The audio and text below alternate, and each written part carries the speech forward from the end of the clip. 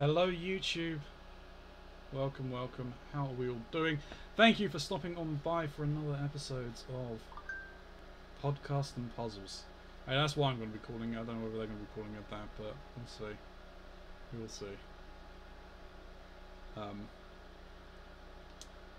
So yeah, Podcast and Puzzles going to be back. We're going to be doing some chatting with Mox, Trinky and Snoo.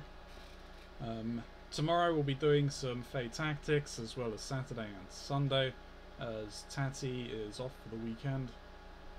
And I have purchased tickets to the States, so that's going to be fun. I haven't been out the country, have barely been out the house in 2 years, so, you know, just take it to the fucking extreme. We'll go out the country. There's no obligation to. Don't forget, Cthulhu's still hiding around. You want to stop by, drop some bit donations, I greatly appreciate it. There is no obligation to do so whatsoever. In that vein though, YouTube, you could hit that thumbs up, leave a comment, no matter what you kind of give, anything will kind of do, because you'll just be helping us beat that drilling algorithm, and that's the main thing. So let's go and say hi to the others. Just finding other people's Hello, ends? hello, hello. It seems like it's working online. Hello, Gronzi. Okay, good. So it's just me. Just having some problems. Oh, what problems we having? Oh, my multi-stream just doesn't want to load at all. Well, that's like I have problems with it regularly, but now it's just like either eternally buffering, or I saw every single one of the little screens gets like the little dead icon face. So I'm just like, oh wow, that's cool. Yeah, okay, mine... So, no... I'm trying to load it, I just need to get the link. Okay, there may just be buffering issues with it. No, everything looks fine on mine. yeah, it's just a me problem. Okay. Is this settings, I don't know. because I just realised I need to genuinely adjust don't the know audio. where that goes.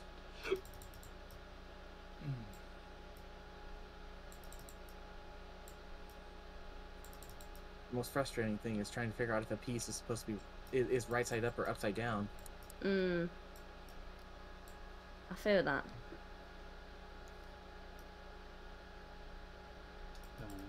Alright, so as we're usually doing with this stuff, we always have these little topics that we have set up, and I know that some of you were pretty excited about some of the topics you came up with, so who wants to start? Should we just work through them in order? Sure.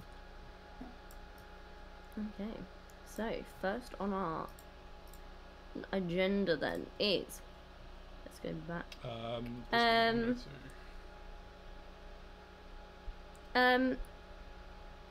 If you could choose one fictional world to get transported into, where would it be and why?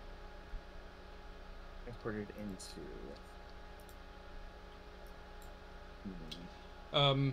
Alright, like yeah, isekai'd into.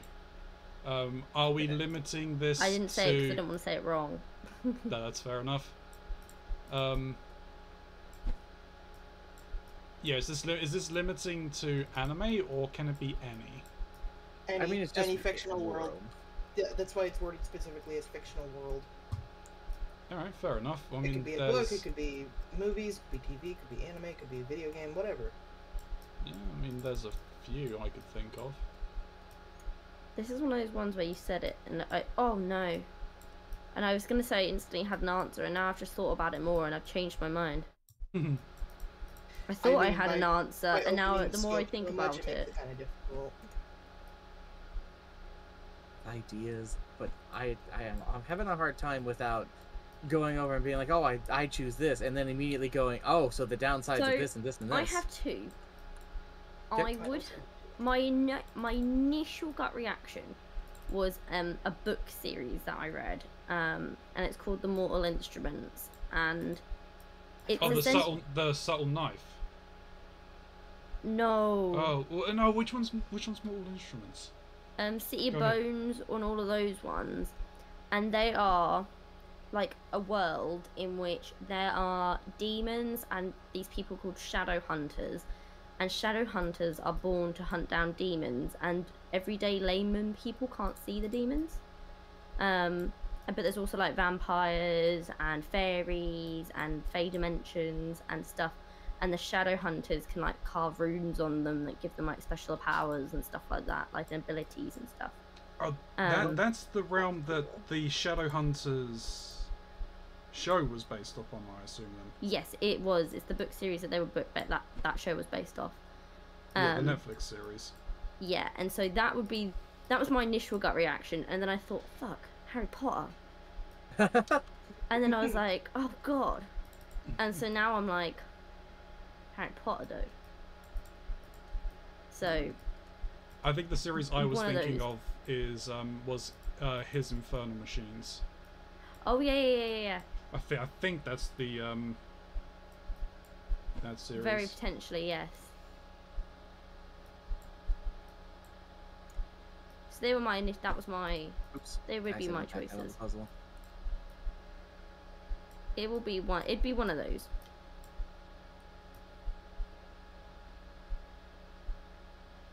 I'm still pondering mine. Oh, his Dark Materials, sorry. His Dark Materials, yes. Yes. Where they've got their soul as the animals. Yeah. That Yeah. sounds cool.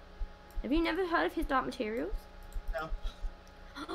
So his Dark Materials, I think you'd love it, to be honest with you, Snow. Probably. And you can help me out with this, Kronzi, is basically everybody in the world has a, what are they called with Kronzi? Gee, look, you're really testing my knowledge. Bearing in mind, I potentially read those books back in my late teens. Everyone basically has an animal. I mean, I could look it up. And the animal is like their soul. And so they have to like keep it safe, and the animal can like help fight and stuff. And it's about a girl. And I can't remember why people are like after her. Oh, it's because she had this thing called the Golden Compass. Yeah, I can't remember what the golden. Golden Compass did. The Oh, Golden it's Compass. those books. The Golden Yeah. Compass. Books. The Golden Compass was the first book in his Dark Yeah, Materials. I have that series in our closet somewhere. Yeah, I had Very good. I had like the original prints back from 2003. I don't know if mine are the original prints, but I know I have some. Well, close to the original prints, you know, Yeah. because I'm an old man. But what series did I think of for it? All right, so I was thinking the Monster Hunter universe. Oh, yeah. Like to live dangerously, I suppose. For Dagrons. Live Life on the Edge. Yeah, well, I mean, it's the post-apoc is like post-apocalyptic, but not your, oh, we've had nuclear war post-apocalypse. Yeah. Not your Kinda world. Fallouts. Yeah.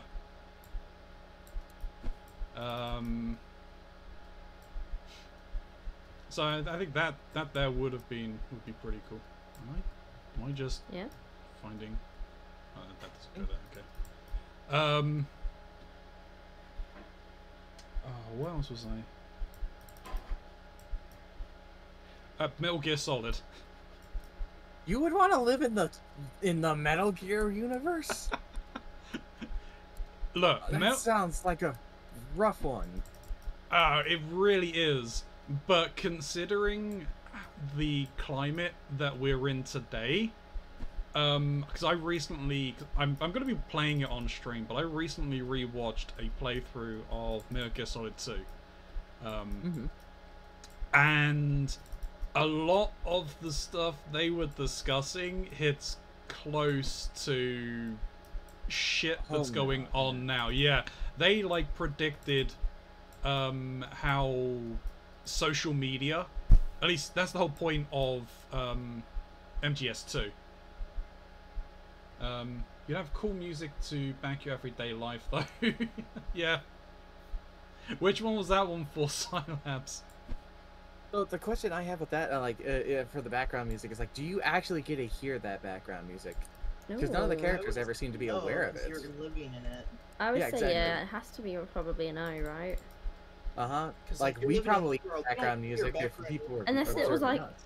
Unless you were like Deadpool and you can break the fourth wall all the time. Yeah, but also, could you imagine trying to have a conversation with someone and in the background you just hear like epic horns going? It's like, hey, could you Oh, repeat that? shit! Sorry, the It would background be music got in the way way. too distracting.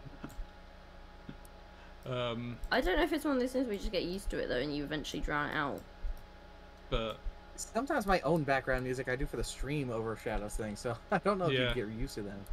But no, I mean seriously, if you're looking for something to parrot what's happening today, and I mean it is like on point with some of the points it's talking about and what they're talking about in there. Metal Gear Solid 2, it just hits too close to home. Got a point there. Hmm? I feel like we're just gonna keep having these Metal Gear talks. Because I think we discussed it last time too, didn't we? Probably. I mean Metal Gear's Yes. great. It is great. I've got nothing wrong with it. Just noticing the trend, that's all. I'm just on a Metal Gear trend at the moment. Sorry. No, that's fine. I ain't, Metal ain't a Gear problem hype. with it. Yeah. Yeah. I just wish that they would release a new game. I wish that they would have That was, like, released- actually good. Finish 5. They're never gonna finish 5. They're never They've- gonna finish 5. They've blocked the peace cutscene from the multiplayer for complete total nuclear disarmament. I think it did happen after there was a reset though. Yeah, they said that was a mistake. Yeah, it was an accident, but it did happen. Yep. So and then that renewed vigor for people to try and do it again. And yeah, there was I think it was in 2020 during the pandemic they tried, and there was a lot of underhanded shite going on with Oh. it. God fucking damn it, Cylaps. I just now realized what you were fucking talking about with that message. He fucking says, I'm here to be an ass and break one of your two rules, but I missed that part of the fucking message. And all I saw is, like, I'm here to break one of your two rules. I always wondered what life would be like as a donkey, and I'd been sitting here fucking confused for, like, 10 minutes. What is your What is he rule? Don't be an ass. That's one of my Oh. rules.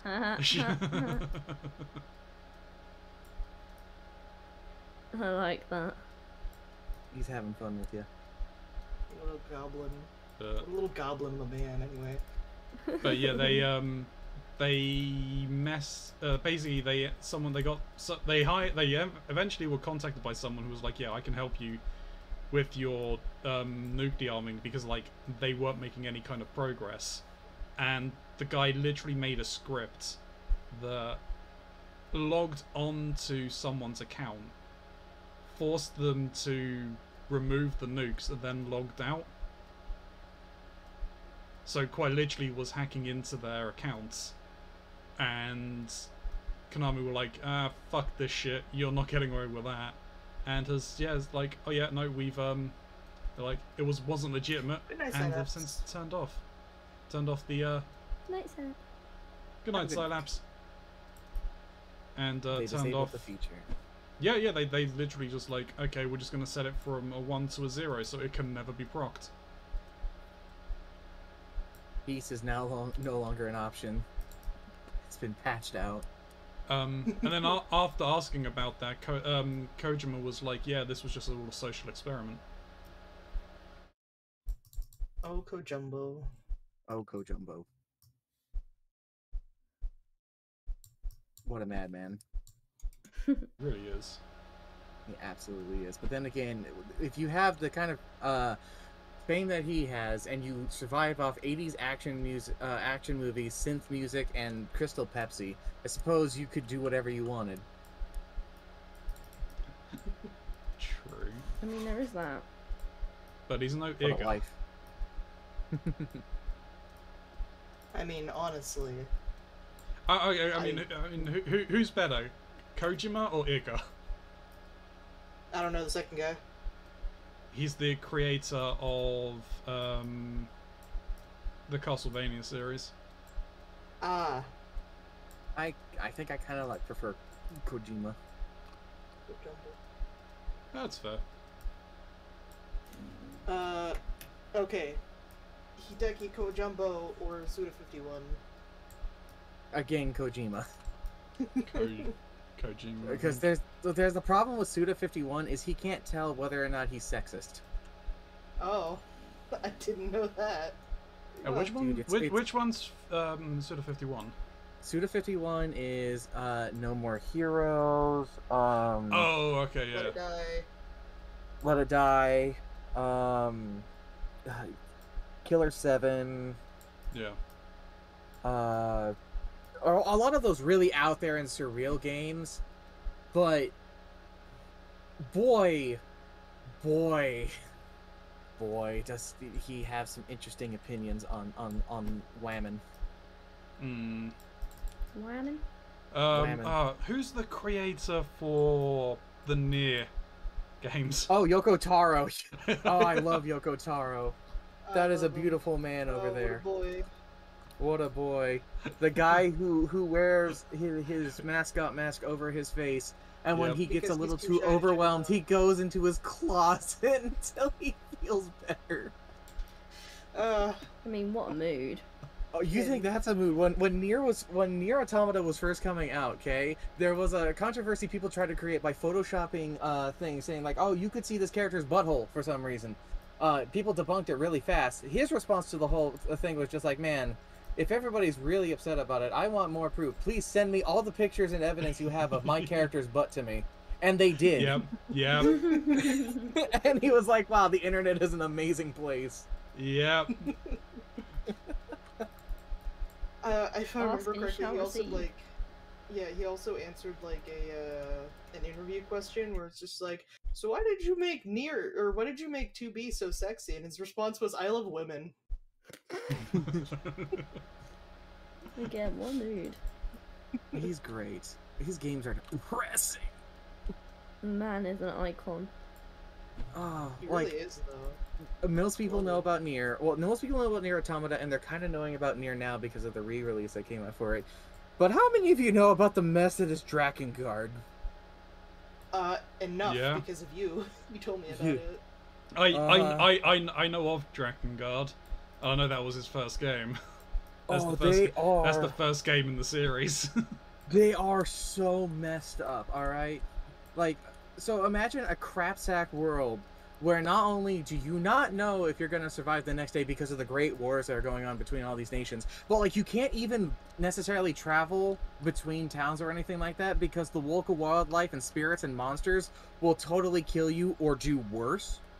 And if you are unlucky enough to encounter a creature that's dying, but is stronger than you, it might make a pact with you, which forces the two of you to become symbiotic with each other and exchange basically life energies in exchange for kind of power and knowledge between the two of you. It is not a pleasant experience, and it does not have to be willing. In like the first game, there is a dude being bullied by fairies, and his fairies are just the most goblin things I've ever seen in my life. They're like, he is bleeding out of his side, everyone he knows is dead, his town is destroyed, and this fairy flies up to him and is just like, wow, what a sad and pathetic life you must have led to die right here. Man, you're such a loser. You're such a loser that I want to see you suffer some more, so I'm gonna make a pact with you, and I'm gonna torment you until you die. And he's just like, no, please, and this little bastard of a thing does not let up and does it. Do you know what I realised? Fairies are like evil in more things than they are good. Oh, they are so evil. Little mischief makers. Fairies have always been evil. They- I yeah, don't know They've always been why. little shits. Tinkerbell. Tinkerbell, yeah. Or even Tinkerbell was evil. She wanted to kill Wendy. She absolutely wanted to kill Wendy, but people She didn't did. recognize it until later. No, didn't she kill Wendy in? I mean, technically, I guess there's an argument that in the original stories that They're all they'd dead already anyway. dead anyway. Yeah, Yeah. because I mean, like Peter Pan was evil. Yeah. Yeah, because Yeah, it's meant it's to a be theory. like the whole idea of them being lost boys is that their souls are lost and And the whole thing was that Peter Pan didn't want to grow up. So he was just stealing their youth or whatever. Oh, I didn't know that part of it. I think that's what it is. Yeah, Deep. like I remember most of reading, them are like, fucking dark. I remember reading like a theory where it's like if like a lost boy started to actually like grow up, Peter would kill them. Yeah. Oh my Because they're God. no longer a young boy. And Captain Hook is actually one of them. Captain Hook and his crew are actually like lost boys who escaped. But you know, Captain Hook lost his hand in a confrontation with Peter, and that's why he's so insistent on trying to kill Peter Pan. Whoa. Mm-hmm. Got really Kinda dark messed- real fast. That's messed up, though. Yeah. I mean, what was it? I Like, mean, like old fairy tales like that are always They dark. are. That is Yeah, true. they Yeah. sure are. because I mean, So was having, it like dark theories make sense. The Little Mermaid Oh, is yeah. not a happy Yeah. story. Fucking, No, it's not. she dies, Turns into sea Turns in- foam. turns into sea foam, dies. Yeah, I mean, they're all It's- pretty it's bloody fun. and gruesome, really, weren't they? Because they were just They written really at are. I mean, if you want long. a good representation for the stories, I think just watch the Brothers Grimm TV Yeah. show. Yeah. That's probably closer to it than any Disney film. No. Oh, absolutely. Well, because Disney films are meant to be made for for the whole family. That's the Yeah. whole point of them. Plagiarizing stories. Oh yeah, absolutely. Yeah, pretty much. They take all their inspiration from older stories until like There's the more nothing modern left. stories, actually. And And then they even just then, make, there's and then still they just things make that live are- action remakes of them and make even more money. Yeah, well, Put because two it pieces is. together by Disney is accident. such Well, a that's juggernaut in entertainment that like if they could put out literal dog shit and it'll still make a shit ton of money. Because it's Disney, why wouldn't it? Anyway, Run Mark, out, do run you out. have an answer for the? I have not, and fictional you love? also haven't had an answer. Oh well, I have two. Two options that I would go with. My first gut instinct is the Pokemon universe because I really like Pokemon, and I think I would do pretty well in the Pokemon universe, despite the very bad. What's the word? I don't remember the word I'm looking for. When like translating from Japanese to English. Bad translations. Not translation, there's something else. Whatever, you Censorship? know what I'm talking about. What? Censorship? No. It's Localizations. localization, that's it. I was about to literally use the example of a fucking onigiri being called a fucking powdered donut. Ah yes. We're gonna find where this piece goes. Damn it. There we go. Yeah, I think I would do really well in the Pokemon universe. And then the other fictional world, funny enough, even though I'm sure the second I entered it, I would regret it, would be my homebrew D&D campaign. Ah yes, God walks amongst us. Literally. I mean, yeah. I mean, I'd still just be any. me, I think but any I know D&D would be exactly what the fuck is going on everywhere. There'd be a lot of life-affirming things as soon as you entered that. Like one of the fascinating things I've always thought about with D&D is you can't have certain ideals and beliefs in the D&D world without being a complete psycho. One such thing being, how can you genuinely be someone with no faith at any form when the gods are not only super real, but they could show up at your doorstep at any second? Because some guy was just like, hey, help me out with this, you know? When clerics and paladins are rocking around, it's not practical. No, I no, mean, I think nothing says there that you're are. not believing in the gods, but you don't have to praise them. No, that's No. that's fine. Okay, you want something like that? I mean, I guess the character eventually found his faith. Hey, dude, stopping in for a lurk. Hope you're doing good. No worries. Thank you, Jakins. Welcome in. But yeah, I mean, he eventually finds his faith, but he starts off like completely not believing in any god. But you want to read Mari Salvatore's Clerics Quintet. I think I recommended it to you before. You probably have. I have a sticky note with a bunch of books on it for you recommended to me that I just haven't gone through yet. I have all of these credits still on my. Why am I suddenly like my brain is blinking Audible. and everything? Audible, yes, I have a bunch of credits still on my Audible that I was gonna spend on those books, and I just keep forgetting to do it. I would do it because you can only hold 6 at a time. Ah. And if you go over 6, they just remove the sixth one. They remove the first one and put the 6th one on at the end, so you're always still at 6. That's stupid. Yeah, I'll get on that. I found that out the hard way. That sucks. We always find these things out the hard way. Yeah. But no, I mean it's not easy to be that way in that universe, but it is possible. Yes. It's just because you're correct. Yeah.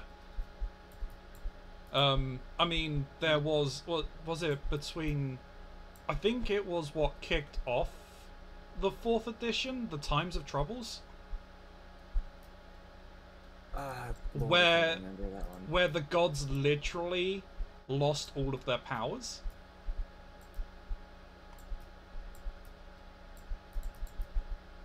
Probably after that Every magic single just goes thing I through find lore. out about 4th edition just makes me go, damn, I probably would have had a lot of fun with 4th edition when it was around. We have the book. Well, I mean, know, but... fifth edition started with the Sundering, right? Yes, where the plane of magic just got completely screwed. Yeah, that was the death of Mystra, right? And then all of these magic artifacts just stopped working, and then all of these spells just stopped working. And well, yeah, if you've killed the goddess of magic, it just made a giant mess of things. I can already imagine some overpowered, like, 20+ D&D characters being like, "What do you mean my pocket dimension won't open? All of my stuff's in there, man. I'm gonna feed my iguana." I think the worst thing about all of that is Wizard were basically ended up putting the Paul to Disney essentially. They put so many authors out of work. Essentially, the Sundering, the Sundering series. Oh, my camera's fooked again.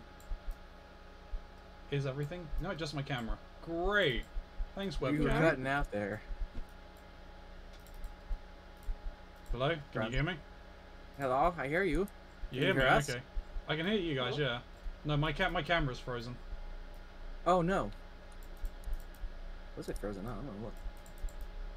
It's just, You got a little sour expression on your face. like you thinking real hard. Oh, there he goes. Can you? There you go. Thank you. But yeah, the Is that a Trinky eating crisp or is that a Snoo eating crisps? That's a Trinky. I don't have any food. And yet. it's Toblerone. Oh, you're Toblerone. I want some now. I need to try some. I think I've had it exactly once in my life. We're gonna go shopping later. We can sexy. pick some up. It is fantastic. It is incredible chocolate. I believe it. There was this chocolate that Mox and I found at the grocery store he works at that I really like. I'm trying to remember what it's called. The endangered species. I think it's literally called like endangered animal chocolate. Which is a name that sounds worse than it actually is. Yeah, it's called endangered species chocolate. They donate, I think it's 10 or 15% of all of their profits to endangered animal charities and stuff. That's really cool. Yeah, the chocolate's really tasty as well. And like looking it up, it's also ethically sourced chocolate. Love that. Yeah, like that's my big thing is making sure the chocolate's ethically sourced. Because, boy, after I learned that about like Hershey's and fucking Mars, I was just like, oh, that's fucked up. I hate to break it to you, but you have no idea how bad Hershey's is. It's so bad. Like, it tastes awful. I mean, okay. I'm American, so I have a scorched palate, so like Hershey's is whatever to me. I have heard from people who actually like, you know what good chocolate tastes like, and people describe that it's got like a weird sort of, I think the word people use is like vomity. Yeah, and do you know why that is? taste. It's because it's like more acidic, isn't it? Yeah, so in your chocolate, the American chocolate, there have been found the same compounds that are found in vomit. So that's why people associate with that vomity taste. Oh god, no wonder I love vomit so much. I would say that's one of the biggest things I notice between the UK and the States is the chocolate. All of Europe and the States. What on earth is wrong All with of my Europe is better chocolate than the frickin' camera? United States. bro? Come on. Issues there. The camera's simply being claimed by the old ones. I mean, I They've haven't had taken a your problem. visage. I haven't had a problem with the camera in a little while. This is me whenever anything breaks. I'm just like, I don't know what's happening.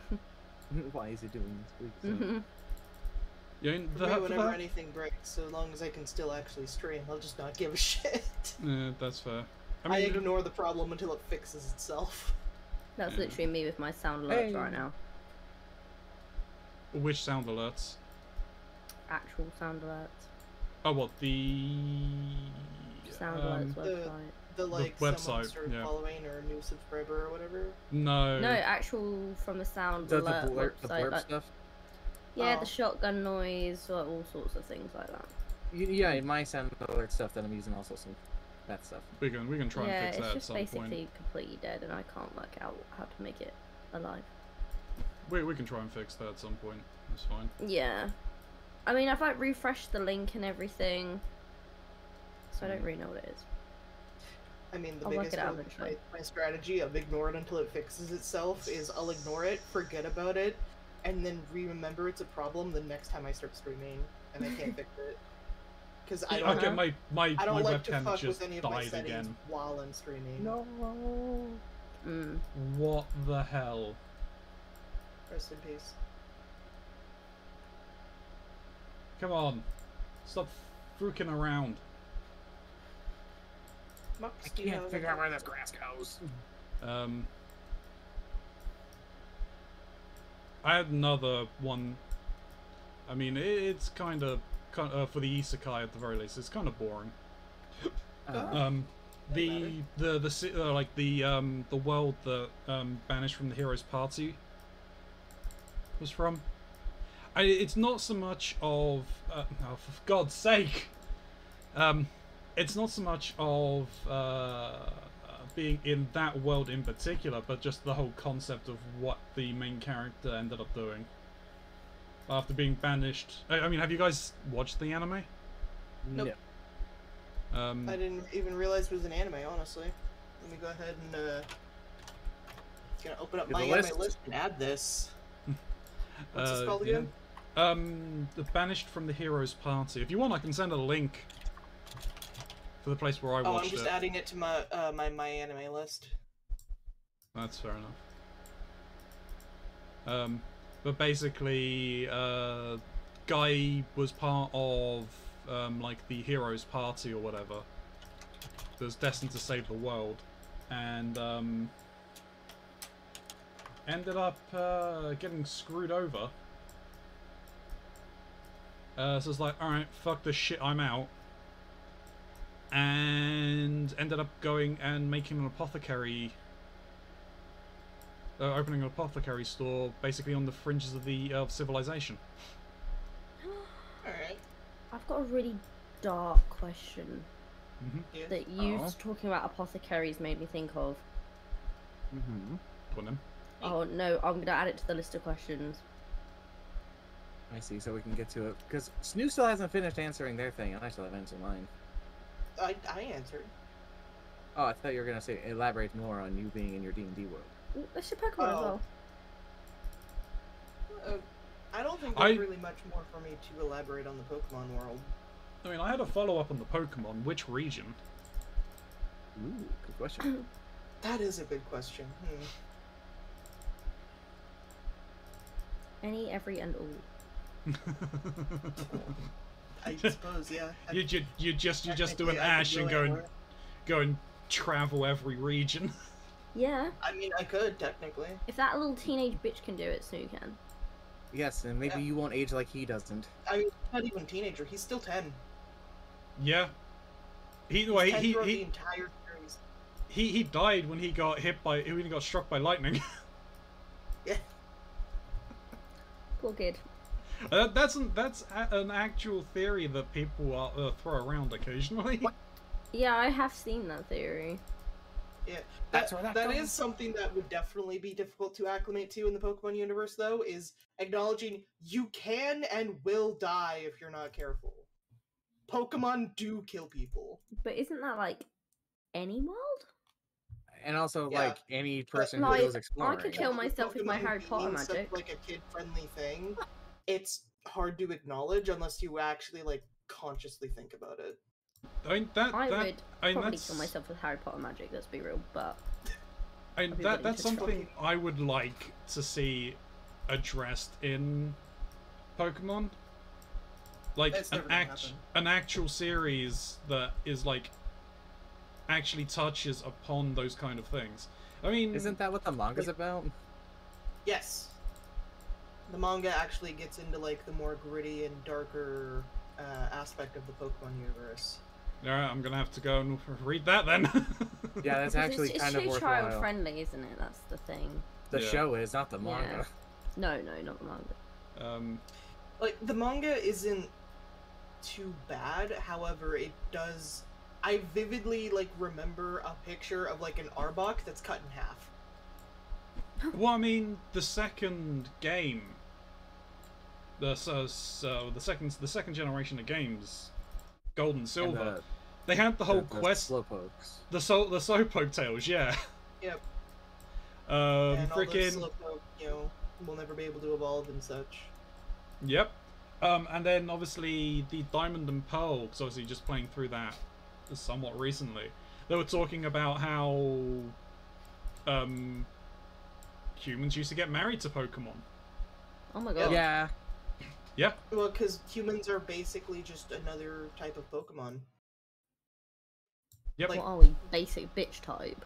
Well, yeah, we Yes. don't need we don't need People we're would be normal. type. We don't have any We're kind of absolutely evolution. normal type. Basic bitch type. Pretty much. That it's also a thing. It's like that's where Abra originally came from. Was a boy just woke up and he was a fucking Abra.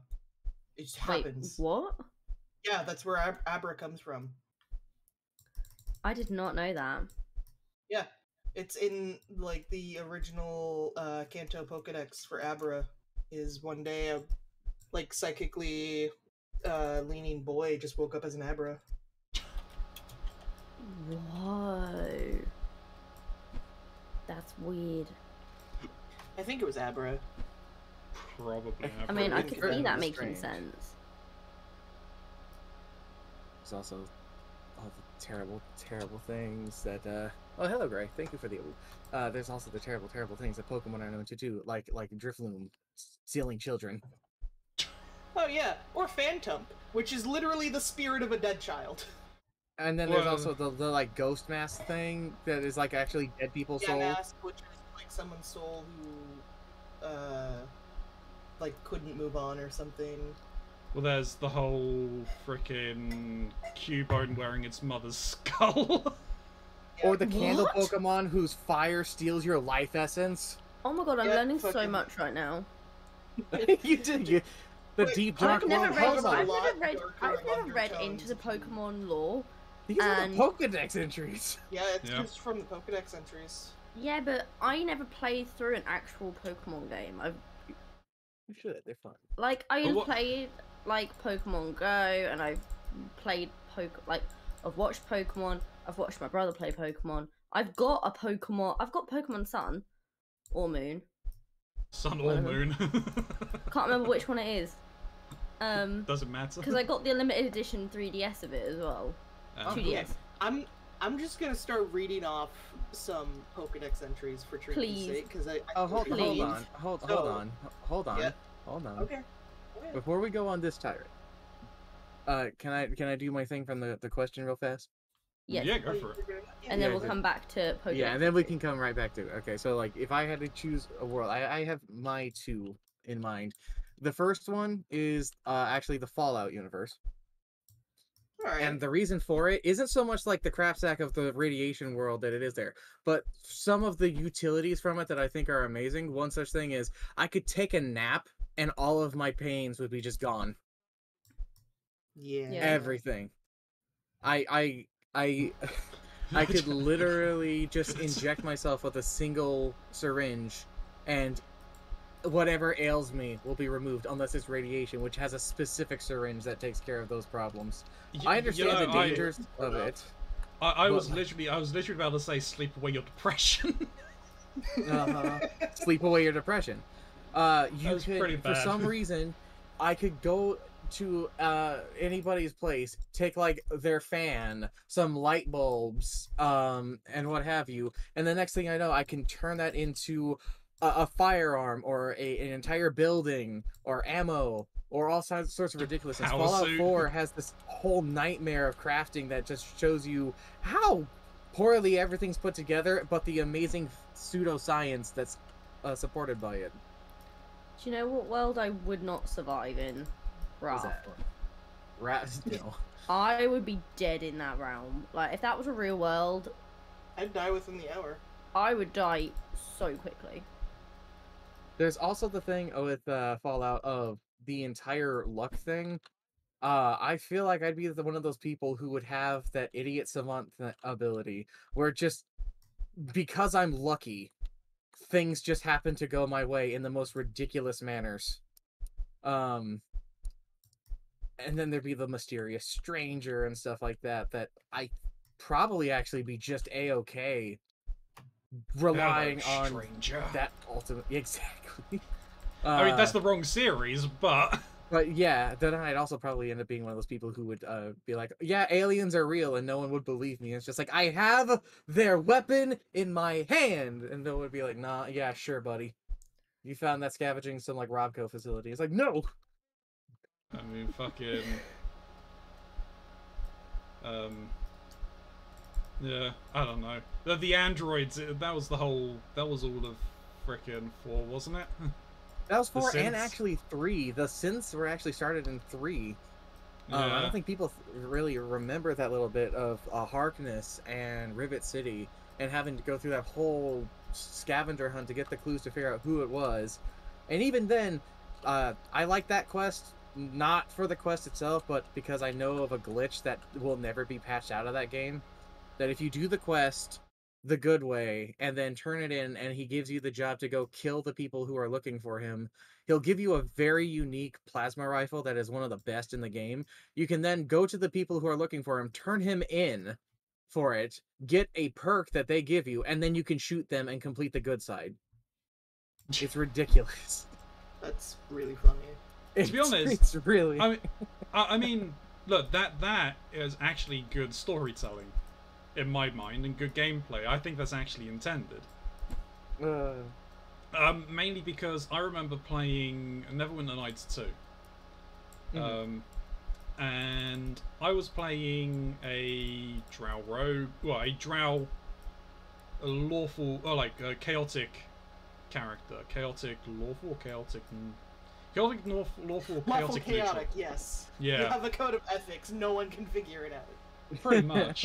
And I think one of the opening quests for the town was like, oh yeah, we've got like a band of goblins that are causing problems and raiding us. We want you to go and like take care of them. So I'm like, okay, fine, that's fine. Could do that, no problem. Got your back. So my happy ass was thinking, I'm going to befriend them, get in close, and then once I'm close, betray them. I see. And Swindle goblins out of friendship and their lives. yeah, pretty much like trick them like, hey, I don't have to fight you guys. I just want to be friends and coming in. Yeah, doing that, I did end up tricking them, did end up killing them, but I failed the quest because I befriended them.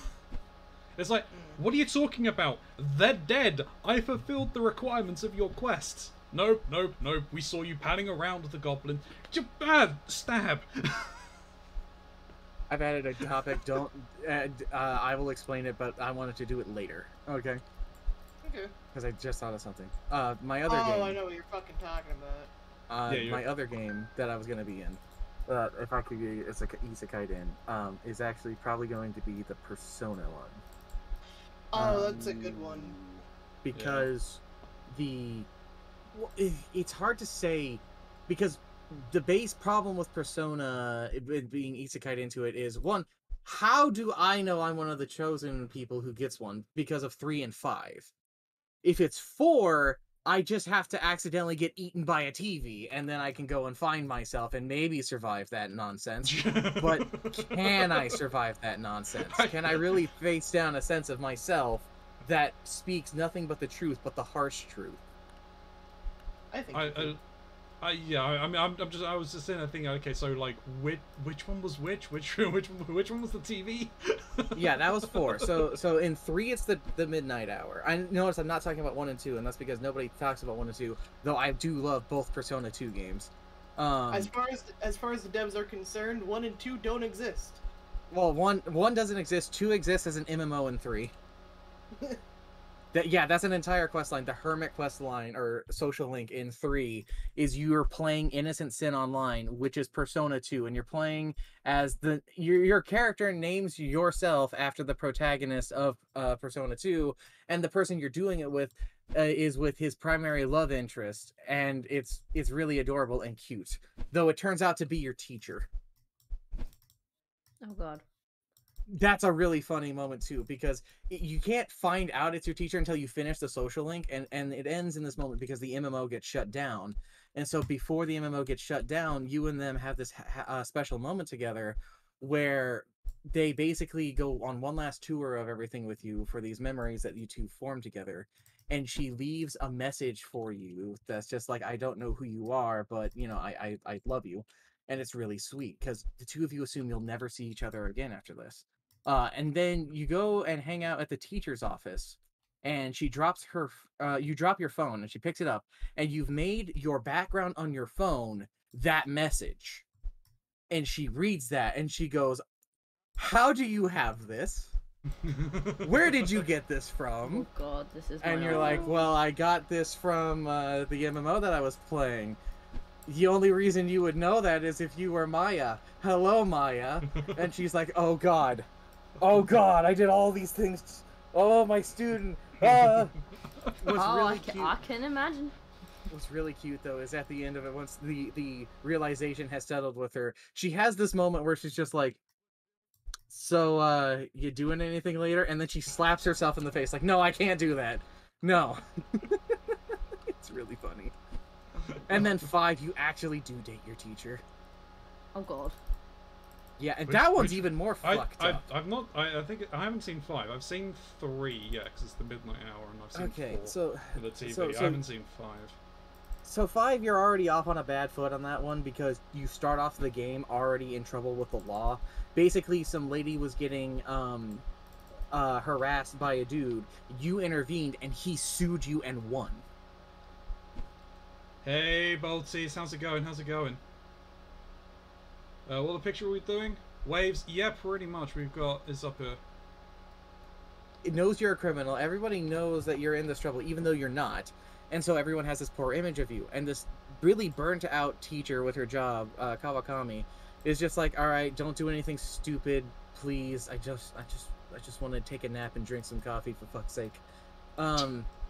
You and your friends later on find a phone number to a maid service, and they're just like, what if we hired a maid? And then you idiots actually do it, and all of them chicken out because they're like, oh god, no, we're too young. What if we find out? What if our parents find out? Kind of thing, right? But you're the only one who stays behind by accident, and who walks in is your teacher dressed as a maid. Oh no. She's moonlighting as a maid service off hours to help pay her bills. Oh no. And so you end up getting this blackmail on her, and that's how your relationship starts. It's pretty terrible. That's not ideal. It's not ideal. It's kind of fucked up. In fact, there's a lot of fucked up things about Persona 5, but that's one of them. It does get a little bit better when you hang out with her and you realize the stuff that's going on with that. Now, I'm not going to discuss that further because that's straight spoilers, but I am going to discuss the things you can't avoid. And Yeah, you can't talk about spoilers. Atlas is gonna come and take your fucking kneecaps. Go ahead and try. Oh yeah, they don't like people streaming their games. They don't. Which sucks because I would so like to frickin' stream the Devil Summoners 2 that's coming out. That would be fun. I'm actually not excited about that particular one. Like, don't get me wrong, I love Soul Hackers. I love Soul Hackers 1 a lot. I love the game where you're a bitch-ass nerd whose girlfriend does all of your fighting for you. It's great. But I mean, I don't like this new one. Well, it's the same series. It's not. It's the same universe, isn't it? They're Shin Megami Tensei. Not really. Shin Megami Tensei is not really a connected universe. Characters show up and things happen, but it's... They're... Okay. The Raito Kuzunoa games, and I know I'm getting really far into this now, explain that there are... It suffers from the DC problem, in that there are billions upon billions upon billions of universes where everything you ever do and everything you can do all happens. And this creates these realities that are in a dead state or a locked off state or what have you due to some of the possibilities that can happen into it. In fact... You also find out in Raito that yours is a doomed world and there's not a fucking thing you can do, and that sucks. And that's not really spoilers. No one's gonna fucking play the Raito games, and I know it. You can't. It's not really available, and they haven't sourced it out anywhere. So, whatever.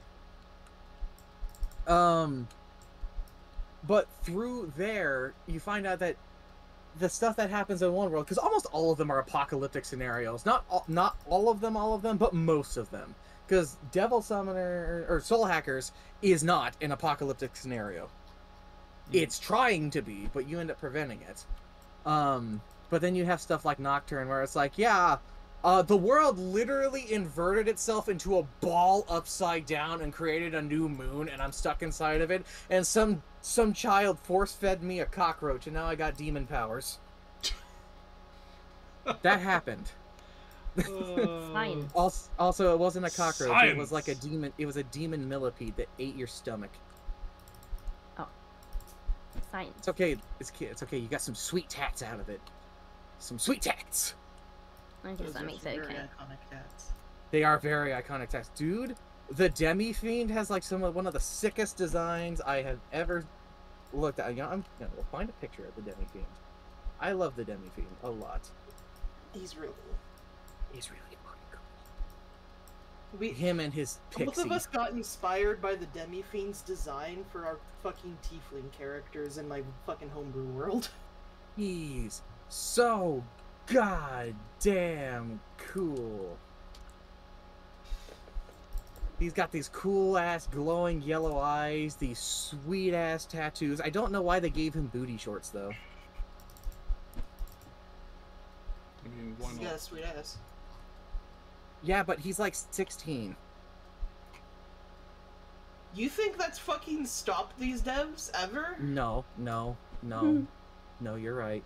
I understand. I love that canonically, though, he has a pixie for a friend.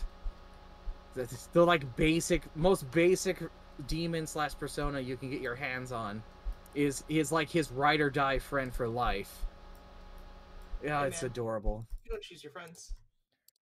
I mean, We love technically that. you do choose the pixie because well, more so it chooses you at first because it shows up and it's like, wow, you look weak and terrible and lost like a stray dog that's been beaten. I better stay with you, otherwise you die on your own.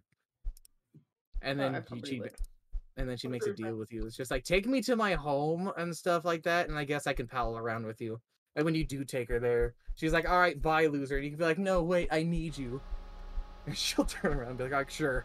You know what? You would probably just not survive on your own. I guess I can't leave you.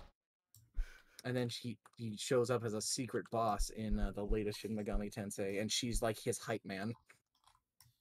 You got this. But to be fair, he will kick your ass.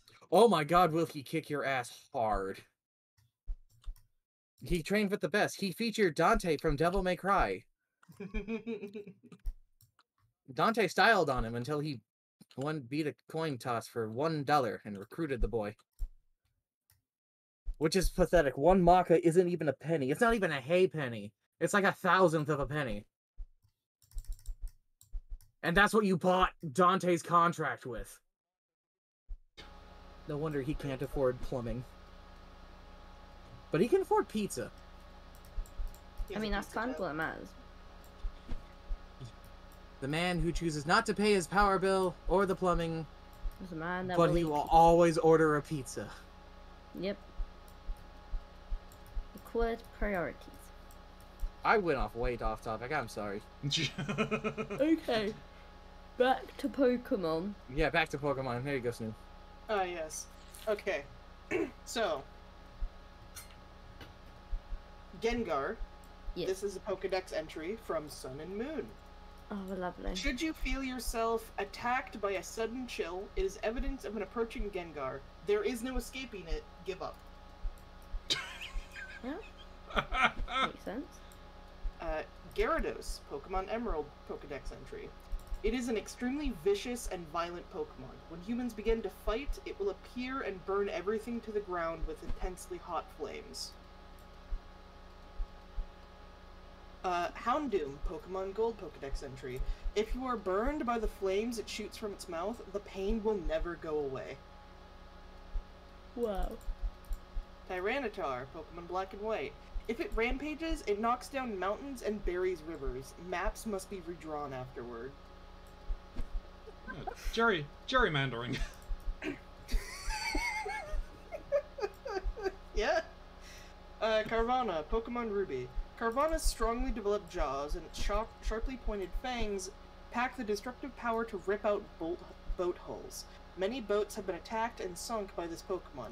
This is a fish that's like a foot long. Banette, Pokemon Ultra Sun. It is a stuffed toy that was thrown away and became possessed, ever searching for the one who threw it away so it can exact its revenge. Also, if you open its zipper mouth, you fucking go into, like, a void. It eats your soul. Nice. We've had weird things happen. Gorbis, Pokemon Ultra Moon. It sucks bodily fluids out of its prey. The leftover meat sinks to the seafloor where it becomes food for other Pokemon. Wow. This is the goofy-looking fucking, like, pink eel, by the way. It slurps. Really Never underestimate a pink eel. Never underestimate one who's thirsty. Drifloon, Pokemon Sun. Stories go that it grabs the hand of small children and drags them away to the afterlife. It dislikes heavy children. That's savage. Frostlass, Oh. Pokemon Sun. Oh, Frostlass. Yeah, when it finds humans or Pokemon it dislikes, it freezes them and takes them to its chilly den where they become decorations. I mean, fair enough. That's a mood. They will It also is a stalk mood. you. If they like you, they will stalk you. Yep. Yeah, sounds So like yonder people. It sounds like a person, is. so. I went on a journey, a soul journey, to get myself a Frostlass. A soul journey. I did. I really did. The Pokewalker, man.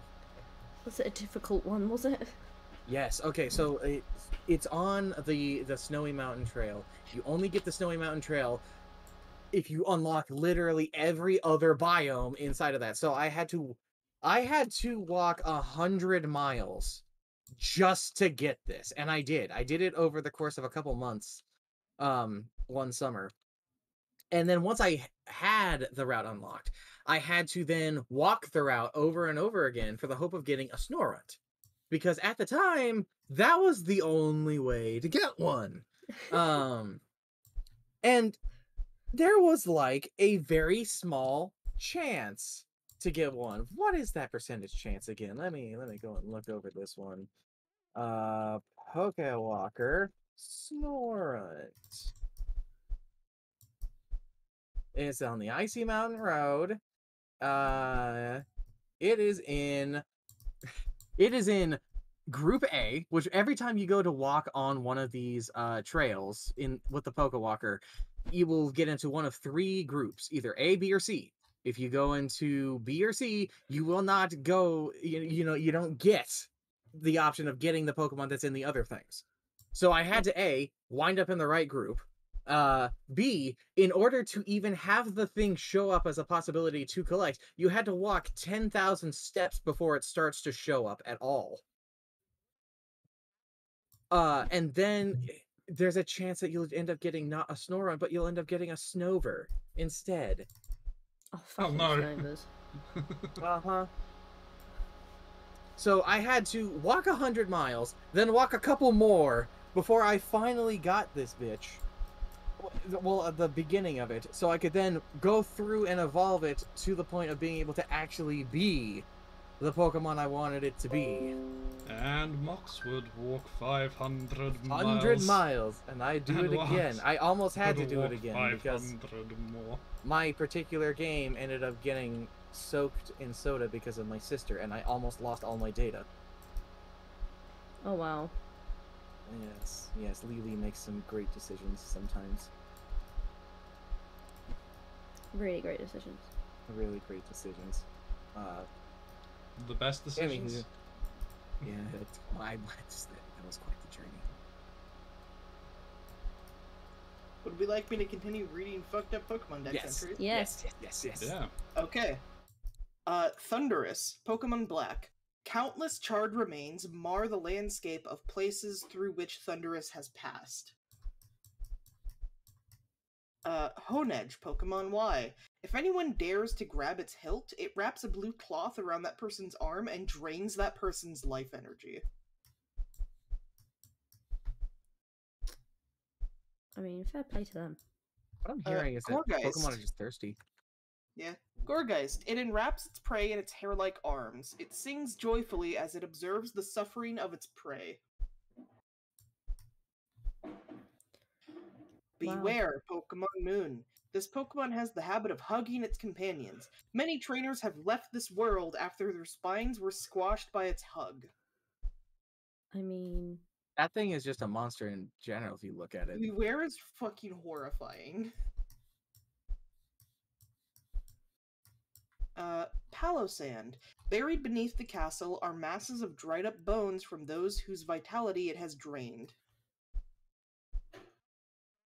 Mimikyu, Pokemon Ultra Moon. A gust of wind revealed what hides under this Pokemon's rag to a passing trainer who went home and died painfully that very night. oh. I wasn't quite expecting that twist. I put that piece there before and it didn't fit. Now it does. What? So now you know exactly where it goes.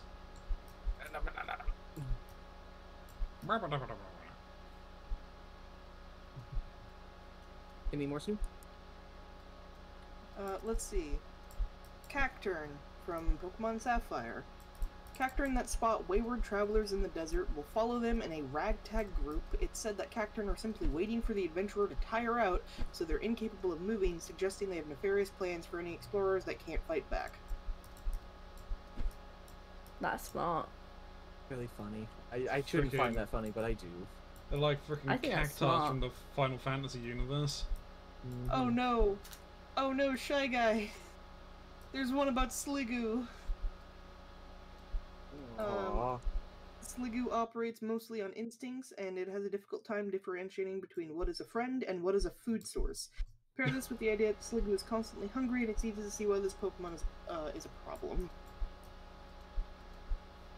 Eats people. Nom nom nom nom nom.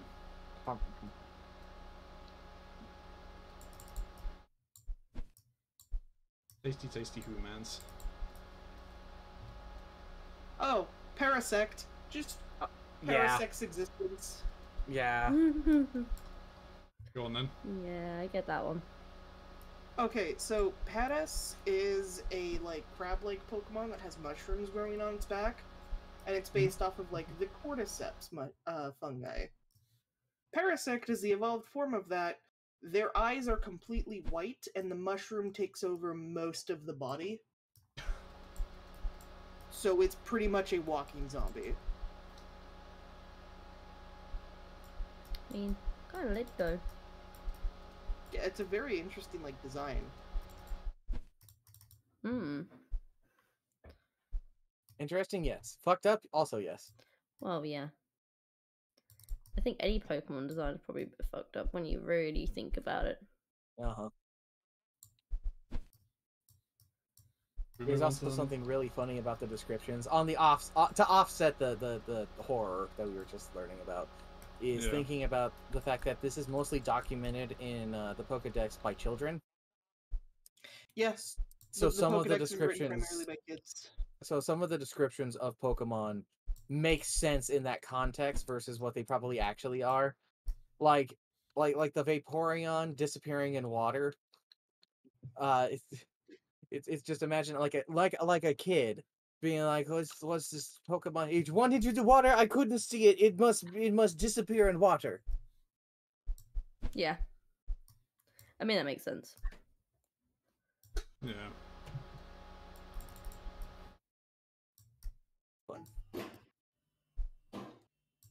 Next on the docket. Existential Crisis, I believe. Oh. Oh, is this next one on the docket? Yeah. Yeah. Next on the docket is, if you could go back in time to change anything in your past, would you? I've thought about that one actually on my own before, and I've had to ask, like, if I was to, what would I choose and change, and then I have to think, what am I willing to give up for that? Yeah, what will the repercussions be? Because it So very much depends. It very much depends upon on how you perceive what happens from time travel, really, doesn't it? True. There's the one where a whole other universe exists, and the one you go back, you're not going back to the new one, you're going to the old one where everything still happened, but you created a new essential version of yourself. You created a parallel timeline. And then there's the one where everything does warp and change itself, and then you're starting to get into the question of, okay, does the universe correct itself at that point with you, or does it not? If it does, then could it have even existed, because you wouldn't have gone back in time to have created the instance in of itself? But then there's also the one of, like, well, how Bioshock approaches it, where the universe just takes your brain and then molds it to fit the new reality. Yeah. And that one's painful because it literally causes you to bleed out of your brain and your nose. Brain buddy. Well, This is you get. honestly a question that I have thought about a lot, just casually in my day-to-day life, and my ultimate decision is I wouldn't change anything. There are things I wish I hadn't done, but I don't think I'd go back and change anything. Because I don't know what knock-on effect it would have. Basically, it's like every choice that you have made has led you to this point here, where you are right now. Without, if you went back and changed them, you would not necessarily end up back here. I guess it depends how much you believe in determinism. In fate and the like. Yeah, and like in fatalism, determinism, like I guess it depends on that. Yeah. Like I believe in I'm quite a hard determinist, so I don't really think we have much free will. So I think if I was to go back and change something, then that would have quite a big repercussion for me. Yeah, So I probably wouldn't. Yeah, it's like the idea that if you were to go back and change something, and it's that there is only one timeline, doesn't create anything, you run the risk of two things: of either creating a predestination paradox, wherein now that you've gone back and changed something, that future self then has to go back themselves to advise the younger self to change. So there's that, or it's that you've changed something, you now cease to exist, and you just fade from existence once you've changed But then I guess course. if I could go back and change it, we probably wouldn't even have this conversation right now. I suppose. Because the thing would never have happened. So... But again, it very much depends upon the laws of the universe, and because what it could be is that every choice that you have faced, not to say that the universe revolves around a singular person, because if that was the case, then there'd just be far too many multiverses being created. You could change one key thing, and suddenly, Butterfly whoops. effect, though, isn't it? Yeah. Yeah. But then suddenly he's like, oh, diverging paths here, suddenly multiverse. Oh, wait, then they've diverged again, and it just exponentially just gets out of control. I have a lot to say on this particular topic, if I may. Yeah. So first of all, I shared a song in the Discord that we're doing this in, then maybe we can share it around if we want to. It's called Love Song, and it's from a Silent Hill spin-off game called Book of Memories, which is a terrible game, but the concept of this game is actually amazing, okay? And it actually focuses on this very thing. The main character of it, which you actually make, the character isn't determined. You get to make who they are. They end up getting, out of nowhere, a book delivered to them. And within its pages are all of that character's history. And they find that, on a whim, they decide to change some of the things in it. And that night, when they dream, they end up in a nightmarish hellscape where they end up encountering those moments that are going to be creating an alternate existence, and from the way that you approach those will decide the changing path of current of how things play out. Like the first one is that you got passed up for a promotion at your job, and if you go one route, what ends up happening is the guy who ended up getting the job in the first place gets a job offer at another place and decides to leave, making you the only person viable for it. The more neutral one is that on the day they would have accepted the new position, they ended up in a car accident and died. So they couldn't do it. And then in another one, someone ends up blackmailing them out of being able to get the position because they end up robbing from the store. And so they end up getting fired from that entire thing, and their life actually gets destroyed from it. Just from that thing. And that's just like the concept of the game for what it does. The song that I put in here for it, its lyrics are exactly about that. Like, I'll just read a couple excerpts if that's okay. Go for it. All right. This isn't the life that I dreamed it could be. I'm staring into the eyes of the shell left of me. And now every decision I make, the good, the pleasure, and the pain, could simply all be erased if I choose it to be.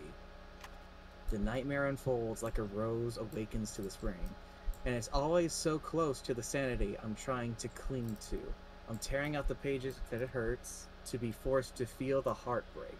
How much of this torture can I take?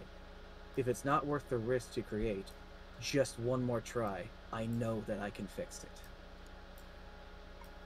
If you could rewrite our life in any way that you please, would you tear out the pages of our memories? Would you take back the pain and all the hurt we create? Or could you be satisfied with the love that you've made with me?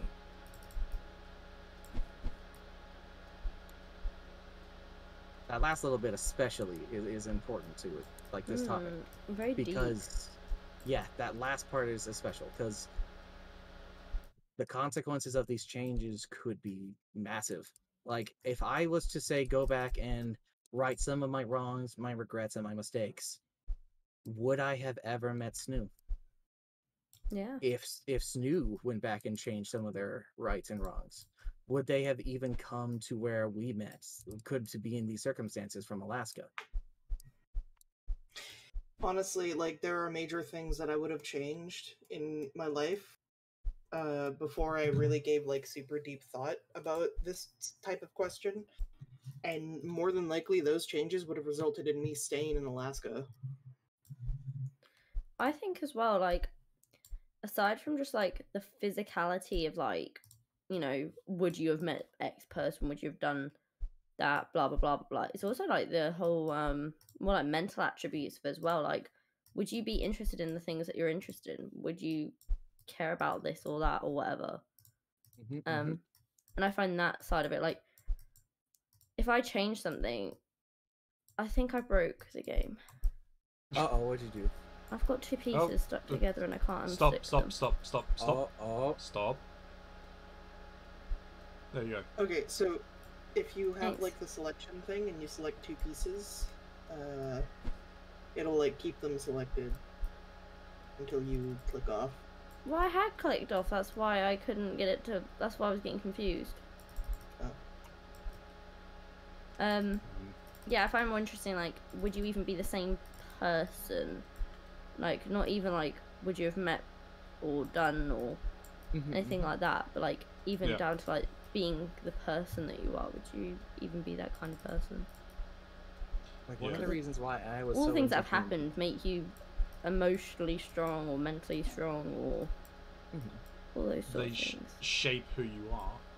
Yeah. Yeah, one of the reasons I was into D&D as quickly as I could is, like, my dad introduced me to it when I was little. Then we went through a very messy divorce, and so it was the only way that I could spend time with him. So I really deep dived myself into it so that I would have the opportunities to be with my dad. If I never had that situation in the first place, so that I wouldn't have the motivation to go through that with that, would I still have the same interests in the hobby as I do now? Probably not. Yeah. Probably not. I would have the driving motivation to do the things that I've done and have made the stories that I have. I mean, I guess there's also a hot take on it of Did someone steal my piece? you could go back and you could change things, but depending on if you're a fatalist, things are always going to go back to the way that they were anyway. So like, you could go and change something but still always end up on this path because... Yeah, there's the idea that... Well, no, there's an idea that the universe wants something to happen. It will make it happen. It will make it happen. It will Like the find idea a if way. you can't cheat death in like when people try and avoid do like that sort of stuff in films or not. Final Destination. Yeah. You can't, like, you know, like when people are told, oh, like, you're going to, in like some of those films, like, you're going to die on this date, and then they're like, they live their life avoiding death on this day, but it will always like find a way. Where death exists, there will always be death. Yeah. Yeah. And it just always cheats. Yeah, Like, if people you try were and given hide the inside option, in like a like, padded pick room or whatever. I think I would just pass on that offer. Yeah. I mean, we're all also just looking at this from a very egotistical standpoint, that it's just going to affect just us, which could be completely untrue. Butterfly, it's a butterfly, isn't it? That's the thing. A fun example of that very thing actually is the latest South Park special, where you see them all grown up as adults and stuff like that, and you see like Cartman has become fully into the Hebrew faith. They end up going back in time to prevent their friendship from breaking up, because apparently that happened in the show. And when you see the future again after they've rewritten things, everybody got a happy ending except for Cartman, who like was actually integral to saving the past. They go back to the future, and he's instead a hobo on the side of the streets yelling at people. He doesn't have his life. He doesn't have his faith. He doesn't have the family he created. No. It's like, yeah, just from this kind of thing. It's kind of super dark. Oh, yeah. Well, even The Simpsons, like, I mean, I can't say I'm a big Simpsons fan, like, I haven't seen tons of it, but, like, a lot of the concepts, like, are these deeper kind of, you know, thoughts of, like, what would happen. Older Simpsons, typically. And playing it out, isn't it? That's, like, yeah, typically older Simpsons. Oh, hey, there we go. I don't like that this puzzle is all blue. We agreed on You're this. doing the blue bit. I know. Did you want to not do the blue bit? It's mostly annoying because it's like, I know all of the pieces for the phone isn't here, but I'm also like not seeing the pieces that go to the phone. Well, they're all at the bottom, aren't they? No. No, there are Yeah, some brought still. most of them up. There are some still up in the upper area. Yeah.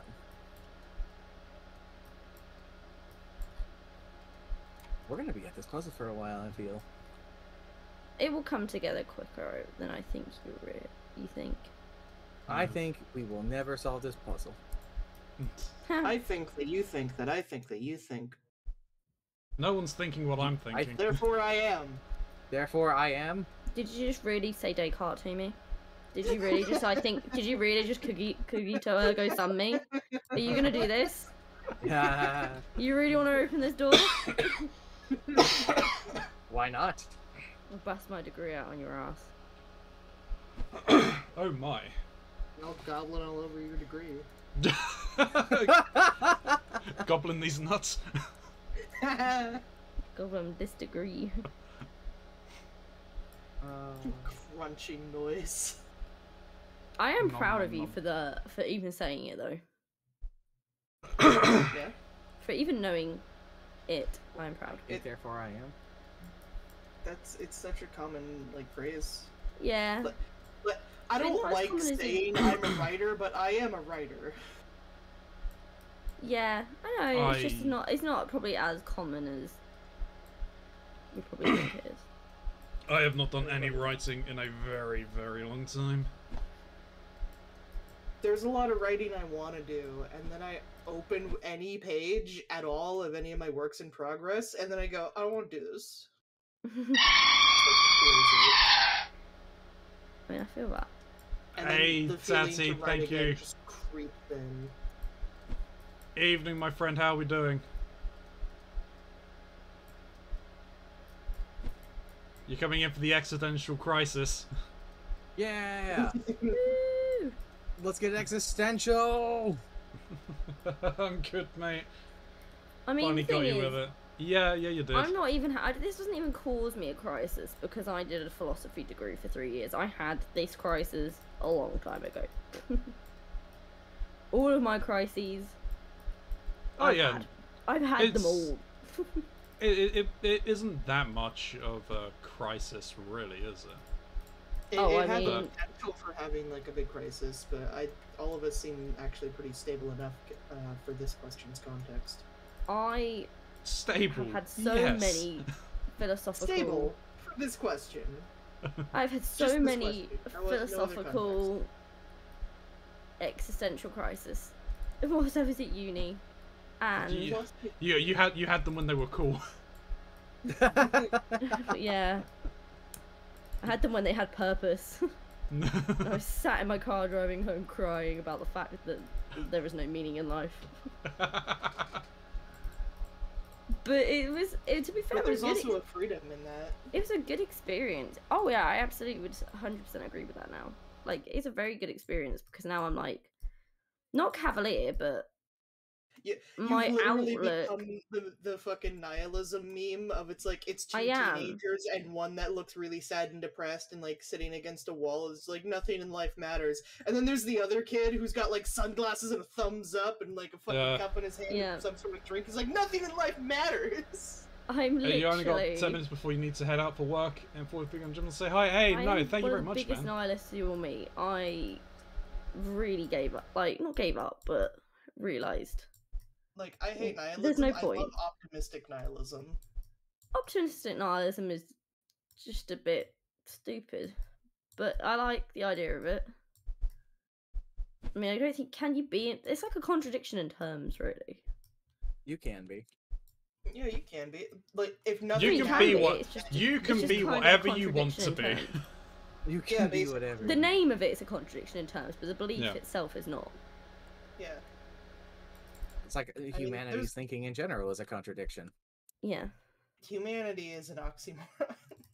We are Ah, nothing more than love being an animals. oxymoron. Oh, you took it wrong.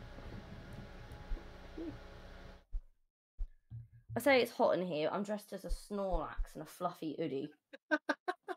It's hot in here, and I don't have the fan. I let Mox have the fan in the office. Oh man, it sure is nice and cool in here.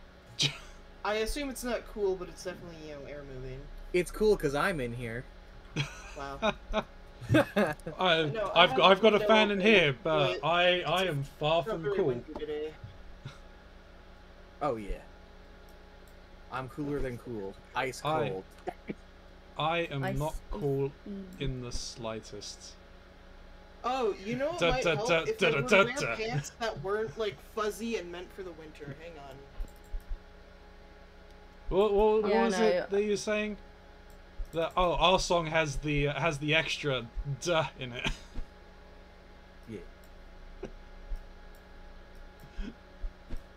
That piece went there. Have you ever been cool? Probably not, Tatty. Probably not, mate. Okay, I'm back. I've changed into not sweatpants. That's a win. I'm still wearing pajama pants, but, not sweatpants. Hey, Yeah, I ain't Pajama judging you. pants. I am You- just wearing shorts. It is shorts weather. It is shorts weather in my flat. I mean, honestly, I it's. can't it- wear shorts. I'm an emo I- boy. I can't do it. I can't wear shorts outside because I don't like showing my knees. But it's always Breathe the shorts knees. weather. It's That- always that's so short specific. weather. With the Drivers, like, knee. step outside with shorts I- on. Free the knee. Free the knee. No, the knees. Knee reveal? Knee reveal. Ew. Cronzy and his sexy knees. No, they're not sexy. What are you talking about? Teddy, what kind of fan fictions are you writing? Oh god. And Crunchy pulled up his shorts and revealed his knee. It was the sexiest knee I'd ever seen. Oh really my hate god. the tone that you're speaking in. It's my reading voice. It's just a Fucking, I hope you don't read books to your students like that. You Tatty was like, you don't want to know. It's borderline TOS, that's for sure. No, I do not read books like that to my students. Alright, we're going to page 20. Today it's God. gonna get really spicy in philosophy class. Oh, I've just remembered that Jesse exists as a character in Chalk's campaign. Oh, are we gonna discuss? Are we gonna discuss this? Yeah, why not? Or do we really want to So, discuss the do character from the? Do either of you know Honey Pop? I am aware of Honey Pop, yes. Let's put it that You way. have no idea how funny it is to me hearing Snoo of all people say that. I have no I- idea. I have a hate relationship with Honey Pop. Anyway. I need Anyway. context. Yeah, give context, Snoo. You've opened this. Is it a dating sim? Is that Yes. correct to say? Yeah, no, Kind of. it's a match 3. Yeah, it's Date. like a It's Bejeweled a match. game, but It's Bejeweled dating sim. yeah. I It's would Bejeweled dating sim. class it as a dating sim because you've got to get information, and they will You do have question to you, hang out with them, and you do have to take them on dates and things. and they will question you on information that they provide on said dates.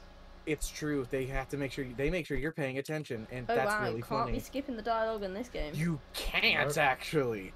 Nope. It's very story focused. I don't have in my OneNote pages dedicated to the notes dedicated to this game.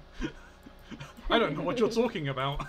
Lol. What are you on about? Closes Yeah. one note suspiciously. Look, man, I have a thing dedicated to Waifu Month. I am not afraid to discuss these kinds of things. Oh no. Well, the thing is, that even though you have the thing for Waifu Month, at least you're still playing games that won't break TOS on Oh here. yes, that don't break TOS, of course. I'm going to do that because I'm not foolhardy enough What to do is so. that, like, a dating game made by the dating coach guy that's creepy AF, and it's like with the real women, and it's like... Oh, you're talking about Oh. the pickup artist game. What the hell was Oh. that game? And you go yeah. through the scenarios with the women, and he's really creepy. He's recently made a second one. Yeah. I have no idea what the fuck you're all talking about. I'm googling it right now. I'm doing the same thing, mate. What is that one? I know you know exactly the one. Super I'm on. Seducer. Yes. Super Seducer. Seducer. That Oh. just sounds creepy. My title. It It is creepy. is. It's so creepy. It's the most weird and messed up. I don't even know how that game got made. Because Like- somebody had money and determination. Save 69% on Super Seducer. Oh my. Oh my god. No, you can shove that up your ass. I mean, I would totally buy it and play that drunk on stream because I think that'd be hilarious. It's banned. Is it been banned? It wasn't for a while. I think it's one of the banned games. Oh my god. It wasn't for a ridiculous. while. Loads of people streamed it. I'm fairly certain that's one of the. Super. It might be banned now, to be fair. Seducer. I'm gonna look it up. Super Seducer and There's Twitch. There's like a filter mode, so you can filter out all the nudity. Well, I do see its category. I don't see anything in it. Okay, is fair enough. it Well, no. Twitch 'cause, pulls? Okay, Twitch has pulled Super Seducer off of its platform. You cannot There you play go. it. Yeah, I was gonna say people were streaming it for a while. That's incredibly. It was probably one of those games where like it wasn't being told no until it was. Yeah. Oh, as it turns out, Super Seducer 1 as of a year ago is now back on there. However, Super Seducer 3 will not be allowed. There's 3. gonna be a third? Yeah. Oh my Jesus. god. This is like learning that they were planning to make 5 fucking Avatar movies. What? He still is planning on making 5 Avatar It takes them 10 movies. No, they're years to working on make 'em. one. No, they planned on making like 5. Yep. They But it's made taken the them 10 one years and to make then- this current one. It actually has. It's taken. I think them the 10 actors years will to be make dead by the show. time they get to the 5th one. It's okay. We'll just use. Well, I mean, fucking, what was it with? CG? What was it like? Freaking Transformers. They were like, what he like, Let's like see. put in for like 18 films or The something. release date for Avatar 2, The Way of Water, is going to be released December 16th this year. Yeah, What's it- I saw that. Water is wet. The Is Way it of Water. The way of water. Water is wet though. Is water wet though? That is a philosophical question. Look, isn't it? okay, I do not want to open up that can of worms. No, Well, it's the the can of same- worms you don't want to open with me is a hot dog or sandwich. Well, it's also How the same- about- Depends, are we talking about the taxes or not? Because taxation-wise, yes, 'cause sandwiches are taxed differently. Wait, what? I am not. You know, I am not surprised by this. Every Yeah, time I it's- learn something new, I am just like, wow. Just Here's another fun fact What that a exists wonderful because of taxes. world. Vegetables aren't real. It's true. They only exist for the sake of taxes. Any like part of a plant that you eat is called a fruiting body. So it is all plants are technically have fruits, or they have like the base part of the plant. Vegetables are not real. oh my god. Well, That's I mean, so weird. also don't forget nuts. Okay, right, I'll be back. Nuts don't lactate. Yeah. Yeah, no. Can't fucking, milk a like, nut. Nope, you can't milk a nut. You telling me they milk this fucking nut?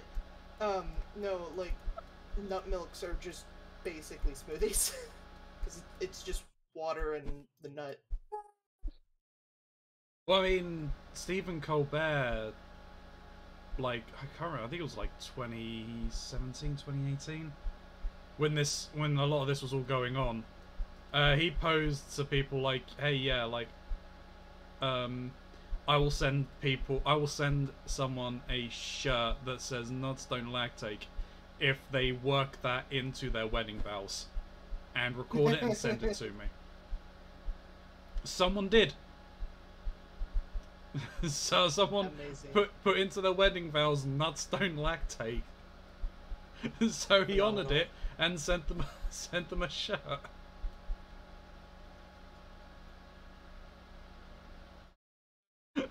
Good lord. It's beautiful.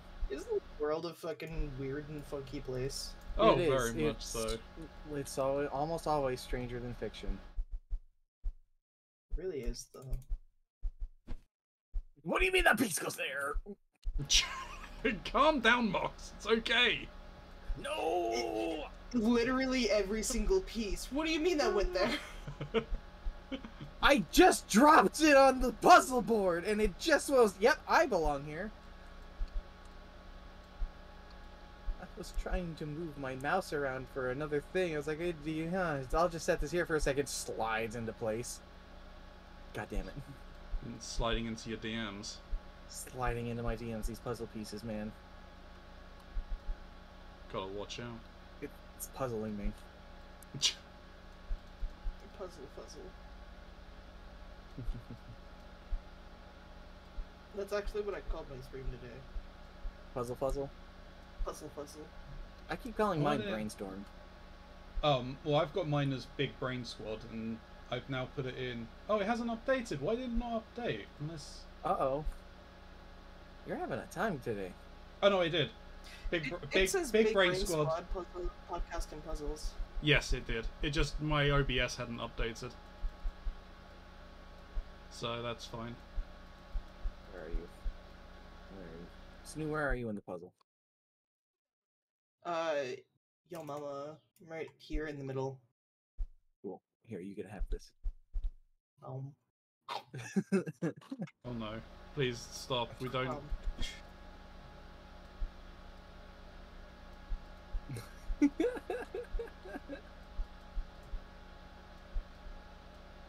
So don't be in the seeds needing of this.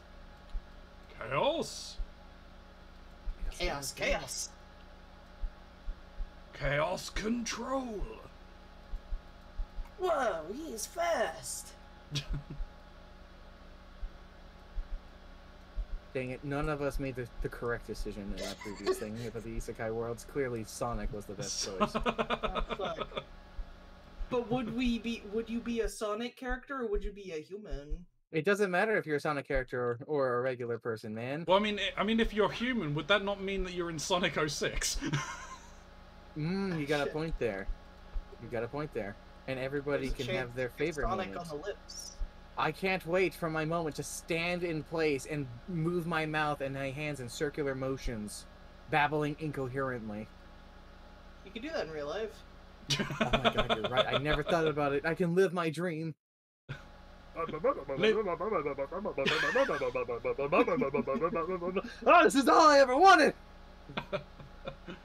You chase your dreams, Mox. Yes! Ah, the dream is dead.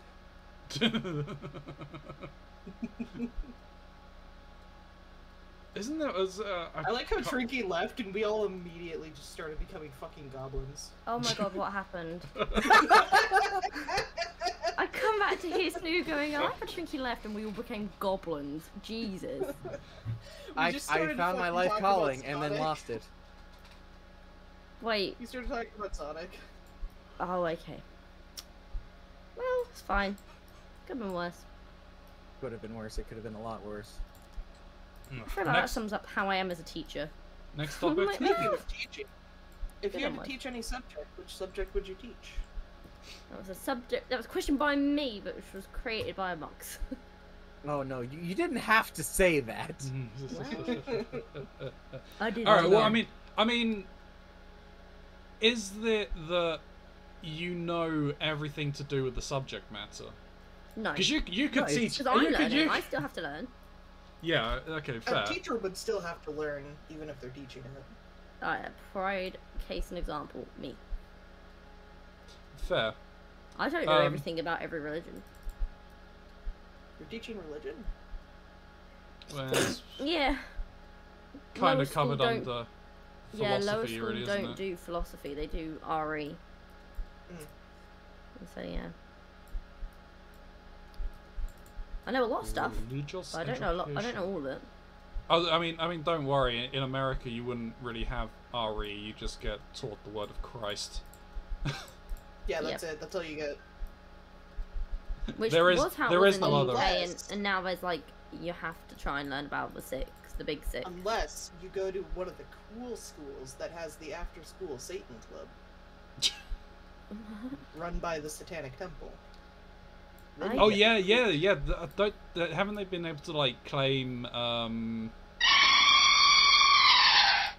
Thanks, Covalency.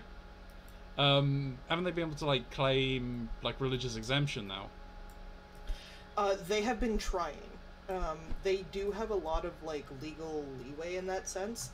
One of the main things being like politicians keep wanting to put up 10 Commandment statues. So the Satanic Temple comes in and goes, "Hey, you put up this religious statue. We want to put up our Baphomet statue right next to it. If you take down the 10 Commandment statue, though, we won't put ours up."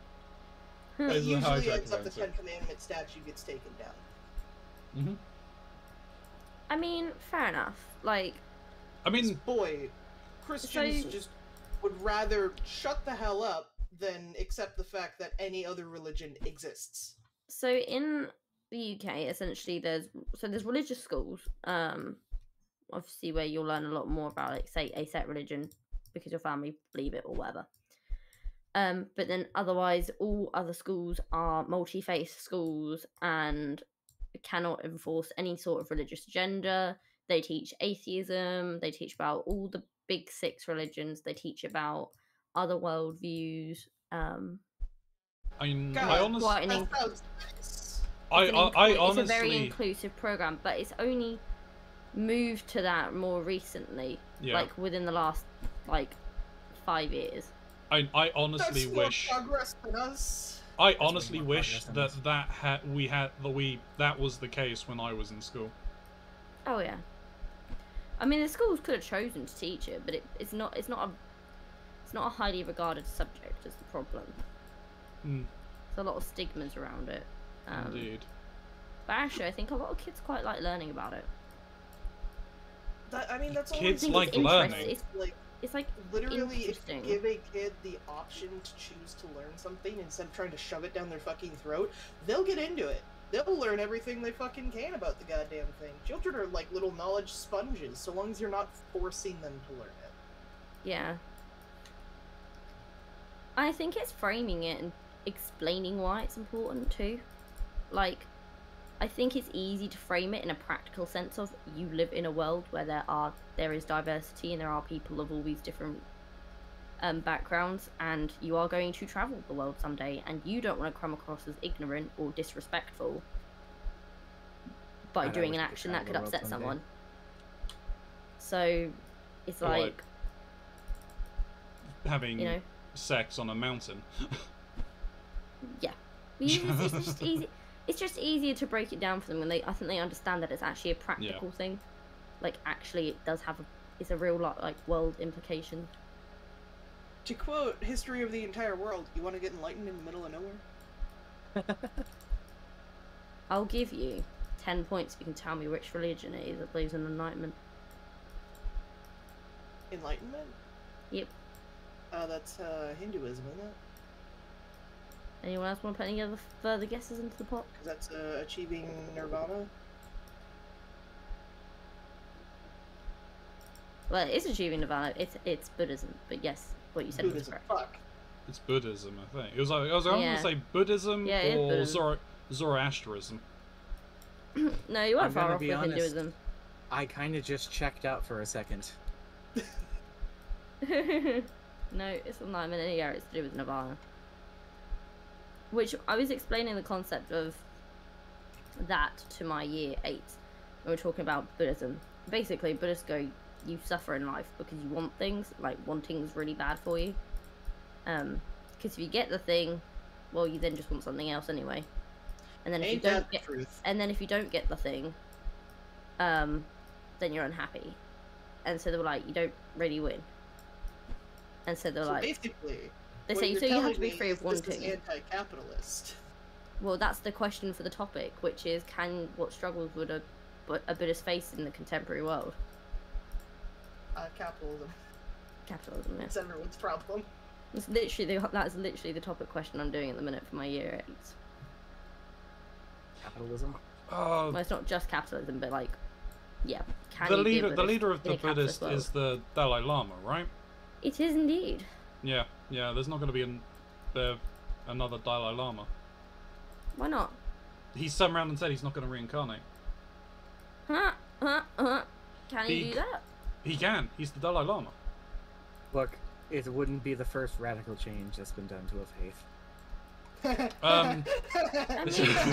Your unborn baby No. was retconned out of existence. Oh God. No, he's turned around and said that he's not going to reincarnate because the entire process is essentially a two-stage when he process. dies, it's the he dies. Yeah. I forget the name of him.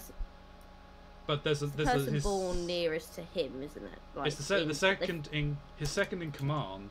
Basically, then has to go and find his reincarnation. Yes.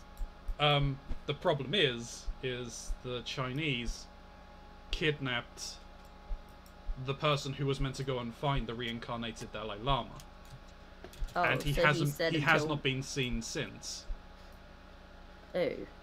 Because this is because China are an atheist country.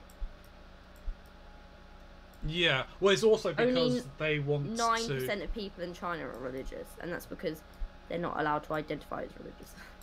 Yeah, and China also wants to control, also want Tibet back because of their belief in the One China policy. So, I think I need to go and start a war. because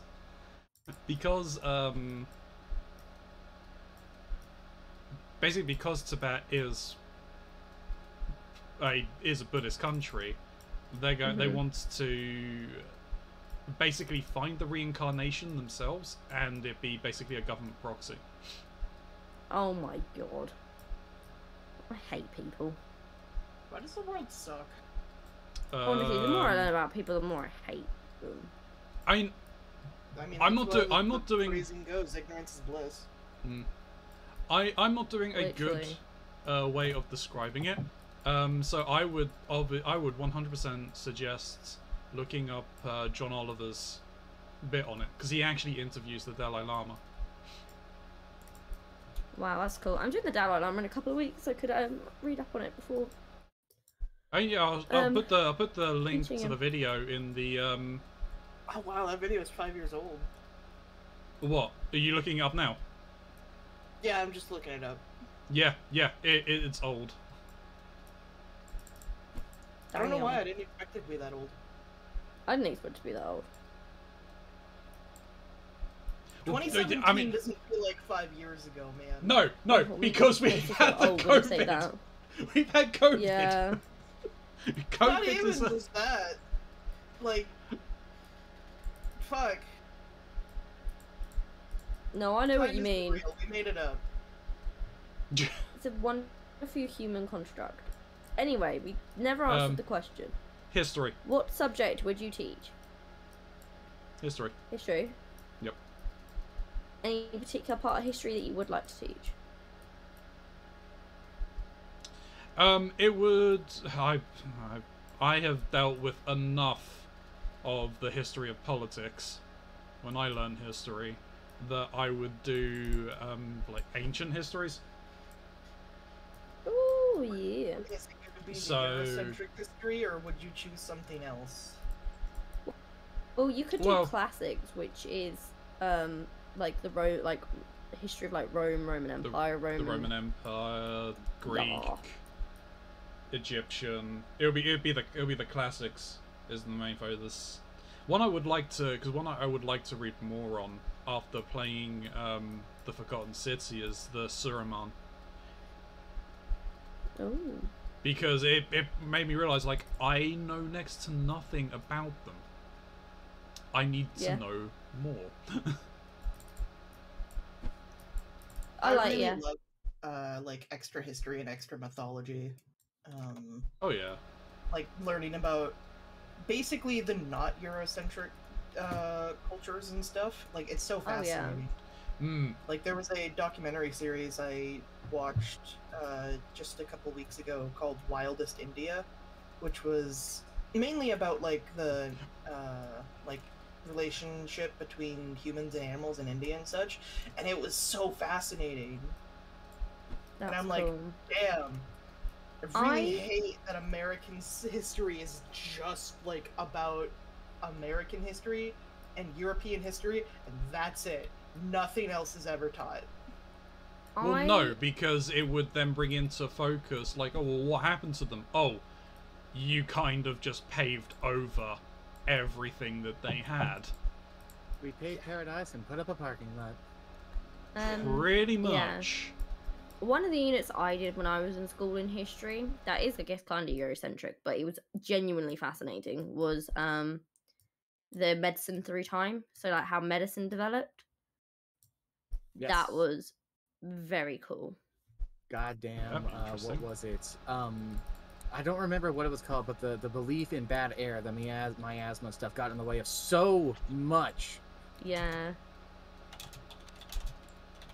And then you had like the weren't called like the 4 seasons, but they were called like the 4 somethings in Greece, and they were like, if you thought any of your 4 things were out of balance, then you had to get treated for them in different ways. My feng shui. It's kind of like feng shui. It was like 4. The fates. Oh, the 4 humours. 4 humours. That's it. Yeah. And covalency was Hentai through the ages. It was great. I loved that. That was one of my favourite things to learn about. Hey, that's a good shout, covalency. Yeah. And then you learned all about like inoculation and the development of like chloroform, the first surgeries, like all sorts. Nightmarish. I was watching a Click video, and he meant. Sorry, Mox, go ahead. I was just gonna say that it even goes further back, since we have bones and such of primitive people that shows that one of the earliest forms of healthcare that people were working on was dentistry. All of the bits of pieces of bones that had shown their teeth had been modified or chipped out or stuff like that, because wouldn't you know it, it's really easy to determine there's a problem with your mouth when you're tooth hurty. Yeah. It's easy to convey, and you can probably look in there and be like, oh yeah, that's probably not good, let me bash that out with a rock. Yeah. It's probably. Oh, I watched a video on TikTok of a dad that had tied string around a girl's tooth, and then tied the other end of the string to a football, and then made her kick the football, and then it ripped her own tooth out, and then she was like, oh my god! And I was like, ugh. I'm good. That's about as bad as anything to do with the fucking eyes. Snoo, we need to get a football today. I want to try this. Okay. Oh. She had like no idea what was going to happen. She was so like unaware of the fact that when she kicked the football that her tooth was going to rip out with it. We're going to take all my teeth out. Okay. Oh god. Anyway, Mox, what subject would you teach? Do you really want me to answer that one? Yes. Yeah. You're the one that asked the question. I didn't ask the question. Trinky asked the question. You created the question. I may have been responsible for creating this monster. I conceptualized the question. However, I myself did not present the question. Therefore, it's not my responsibility. Answer the question, baby. All right, fine.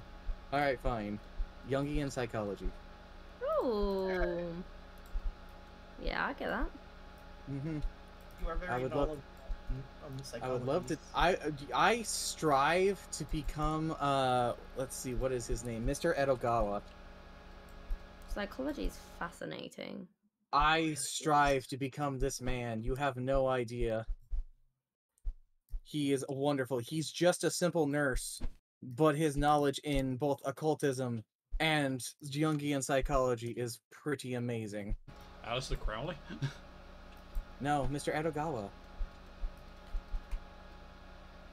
I put a picture of him in our brain drain. Yeah.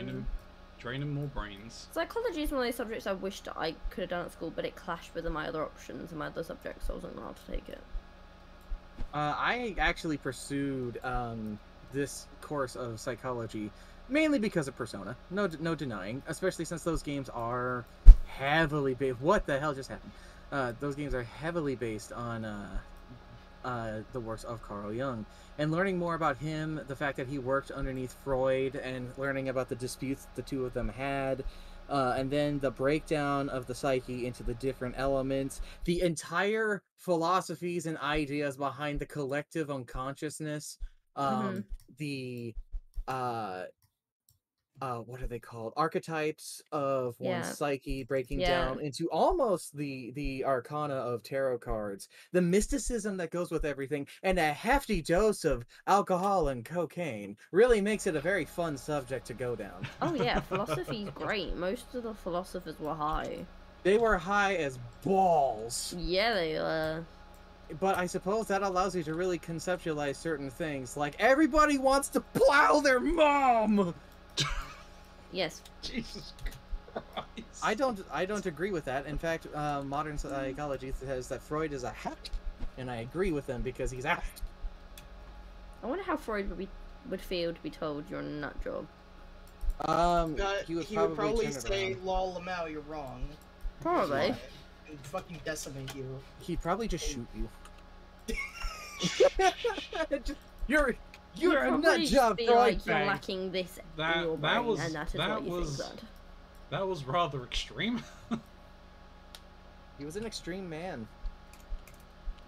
Extreme. He also believed in extremes, which is why I love Jungian psychology. It's a lot softer. It's a lot nicer. It's also it's interesting from the foundations of how the psyche is born according to its steps, in that you have this baseline thing called the shadow, and it's until the shadow actually starts to develop into its own thing based on the experiences you have while you don't really exist. Kind of how, like, you don't remember things from a certain point until you're old enough, and then it's like your brain just turns on. It's the development from those things of the foundation of the shadow that gives forth to the sense of self, that then goes into the persona. And then how all of that keeps itself in check from one another. And if any one particular aspect of your personality has more influence over one another, you end up being consumed by it. From your sense of self, as well as your past experiences coming into an influx, is being consumed by your shadow, or allowing this mask that you wear in society to become who you are without it actually being true to yourself, is being consumed by your persona. And even your sense of self can become so grandiose that the mask and the shadow can't contain it anymore, and that is all an unhealthy thing, needing this proper balance to go with it. And then the shared experiences that go and are brought forth from this in the collective consciousness, it is fascinating. It's almost like an underlying thing of instinct, but it's like the soul of people built off of these understandings of things from one another, that helps formulate how you do as a person. And I am rambling again. No, you're fine. So good. We were all listening intently. We are. It's very intent. I'm sure. It's just, it's great, and the explorations that go into it from it's like I love, and I'm actually deeply afraid of the collective consciousness, because it's this networking of ideals and foundations of a person, of what makes a man, and how do you define that within of itself? Except you can't, because it changes as society goes on, because the collective consciousness changes and evolves as we move on as a species and as a society. The old ideals don't have the same values that they once did because of it, because it's falling away to the new weight of the collective consciousness. Yet imagine if those ideals were to become corrupt, and those foundations as a person as we are were to suddenly be tipped in a scale of such a way that no longer resembles what once was as a person. Because if it goes and does that, are we even the same kind of species that we once were? According to philosophy, no. In fact, that's already been answered as a hell no. Well, there's a Because whole philosophy branch on it, isn't there? Of what makes yes, you the same you that you were when you were a kid. yes, that Because part of there is a you that is the same you, mhm. but what is that you? What is that you? And that is all that is the basis thing of this whole entire thing. Because according to Jungian psychology, from the base thing, the one you speak of to me is not the me that I am, for it is the me that is representing me that I speak to you. The mask that I'm wearing in this particular instance is that me.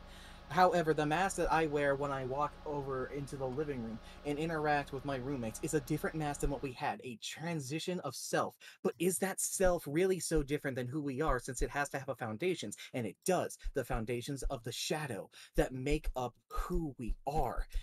And like it's I don't like the name Shadow personally when it comes to this thing. It sounds a lot more dark and ominous as it is, and technically a lot of trauma is supposedly locked away deep within the shadow that spawns forth of itself, which is why people especially have a negative connotation for it. But what happens when you stand in a source of light? In order to see, you have to have light. And in order there for there to be light has to bounce off of something. You cannot have light without shadow. And that's why I don't like the connotation that goes with it, but I can't think of a better word for what it ultimately is. The good and the bad are deep within there, but because of its name, you automatically assess it with the bad experiences and the bad times. However, back to a previous thing, when we're talking about like changing a part of your past, the good times are just as integral as the bad times for formulating who you are as a human being.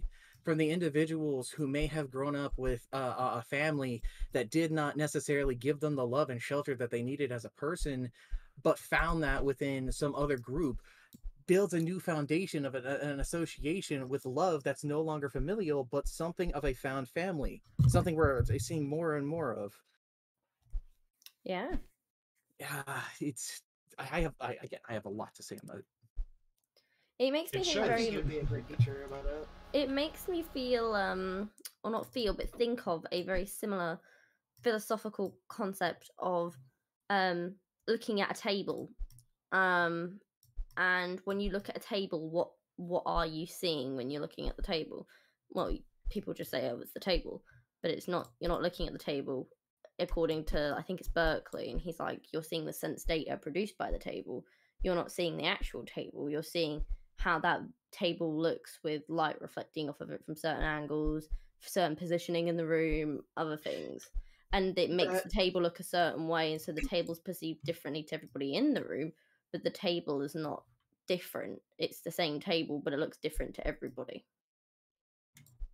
Mm-hmm. I know that one as the 9 points test. Oh. Do you know about the 9 points test? No. Okay, so the idea behind it is very fascinating. You get 9 points on a piece of paper. You know, they're typically in a square pattern. Like, let me see if I can recreate it really quick in the thing.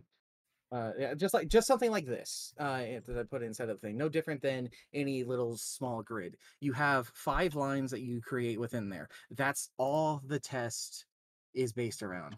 And so you put a bunch of people in a room together, and you will find that the points that they create look similar to each other because they want to make sure that their things are similar to what each other's saying. They don't want to have a difference. Yet you put them in a room alone with these 5 points, and you see the actual analyzation of what these points could be come out. The designs from it are so vastly different because it's just 5 lines and 9 points, but it changes just from the perception of where one is. It's cool. Yeah. That is cool. Yeah, it's all about perception. Oh, okay. Maybe the 9 points isn't necessarily what it's called. I found it's called technically the 9 dot problem, but I think of it as the 9 points. Well, it's the same. It's the same. Oh, and it's 4 lines, not 5. But yeah, okay. So I was off by a little bit, but that's what it is. Oh, it's Also, basic same concept. Your talk of basically what is human, it made me think of Castlevania again. Yeah. The what is a man? What is a man?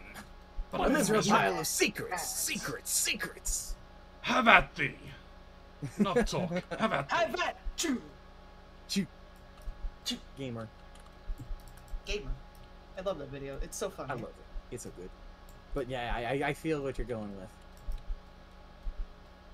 It's not by my hand I walk the earth once more.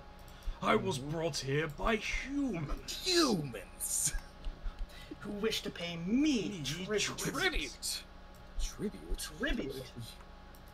You steal and men's souls, and make them your slaves. Humanity ill needs a savior such as you.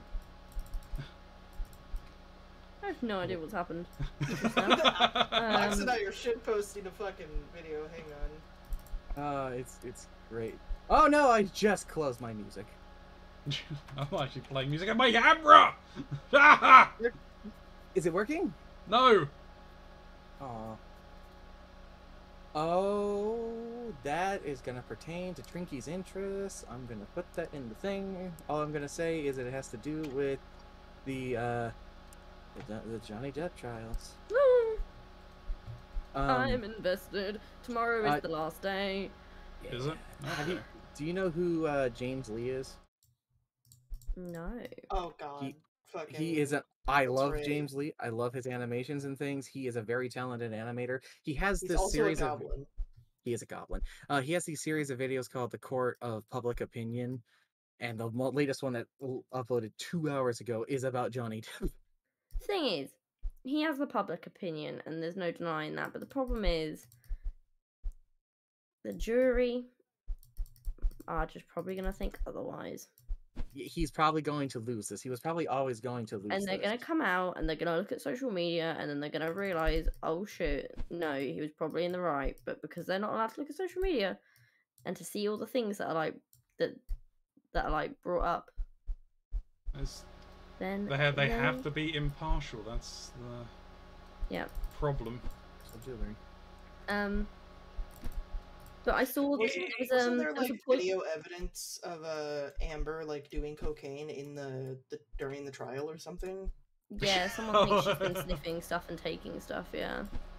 Yeah. And then there's like, so she said under oath that there were 2 different photos from 2 different days, and they brought the metadata out on those photos today, and they actually done it. The metaphoto data came out today, and it was the exact same photo taken at the exact same second, at the exact same time, at the exact same place. Yep. Because Asmongold pointed that out as well when they came up. Yeah. No, they have been confirmed to be the exact same photo. Because it's like he it's like they probably shouldn't have, they probably couldn't do it there, but like he done a literally like an overlay. We just like merged the 2 together, and they are the same picture. Yeah. The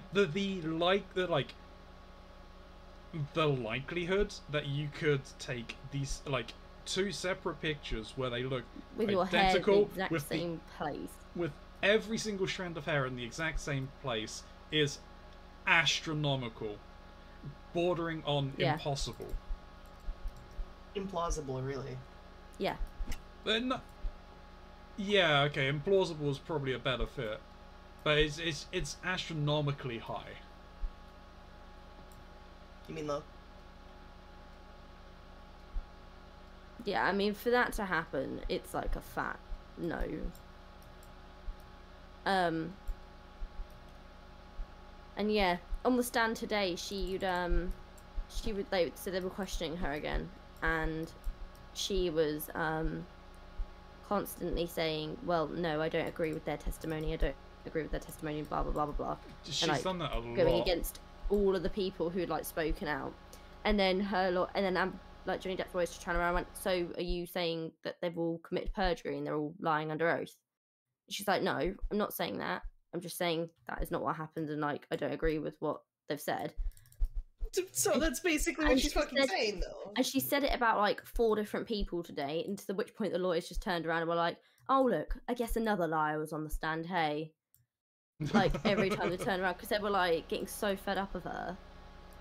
Well, yeah. Like, just being like, they're lying, what they said isn't accurate. And I'm sorry, but for them to get a witness in to compare Amber Heard's acting career to that of Jason Momoa, Gal Gadot, and all of those that are starred as main stars in their respective films. Absolute joke. Yeah. Well, I mean, what didn't she's done that before, and she was saying that to the saying that about the officers that testified, right? Yeah. Like that was last week. It's ridiculous. It's actually crazy. Like, I think it's blatantly obvious that she's guilty, but she'll probably still win. Unless TMZ did testify, didn't they, in Johnny Depp's favour? And that potentially might have thrown it in his favour. Yeah, I mean, it very much depends upon how set in their ways the jury is. That only in a male-female relationship, only the male can be the one to commit domestic abuse. Well, technically, she I think she's definitely lost the defamation part of it with the article. I think it's pretty obvious that that's been proven, because there's 2 parts to the case, isn't there? Well, didn't Depp lose both attempts for that defamation case when it came to... Yeah, well, TMZ have testified this time and said that they had been tipped off from the direct source that she was going to be at the courthouse with a bruise, and that when she left the courthouse that she would show her face and twist it towards the cameras so they could get a photo of her bruise, and they've testified that she tipped them off. Well, I mean, whereas she testified that she didn't tip them off. Yeah, that's the thing, is that the ruling in the UK was wrong. Yes. Like, and the thing is, there's been a lot of stuff that's come out in this trial that the UK courts are now looking at again. Like, she's said things that contradict the things she said in the UK court. I didn't think now the UK court are looking at her for perjury. I didn't think we could. I thought we had a double jeopardy law. I'm not quite sure. Because even if legal help. Legal, where are you? We need you. I was watching Legal Eagle last night, and I rewatched his NFT video, and it's still so funny. Because it's just like, you did get terms and conditions, right? Because terms and conditions don't exist for NFTs. It's not a thing. I can't remember whether I've watched the NFT one from Legal Eagle. I still think it's a good one. I still think it's not his best one. I think one of the funny ones that I've seen is he doing his legal reviews, and he done it of the Phoenix Wright anime. Yeah, that was a fun one. I think he would have been better off with the games because they explain it better. But yeah, but I don't think there would really have been like a time-wise good way to have gotten that unless he would have watched like a Let's Play or something. But yeah, that would be a whole different can of worms. Worms. I want to play those. The latest video he did was about Top Gun with another lawyer named Kevin. I might be getting his name wrong, but yeah, he was like a military guy who he was an actual Top Gun.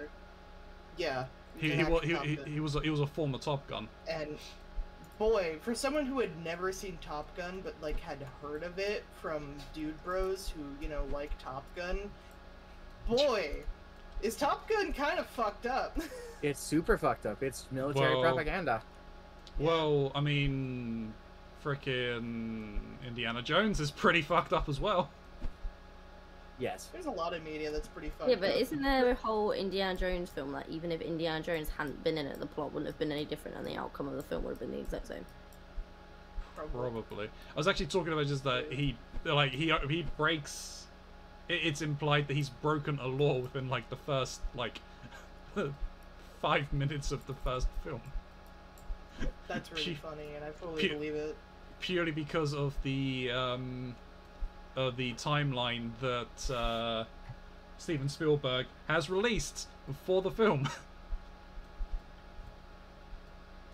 For the in-canon timeline.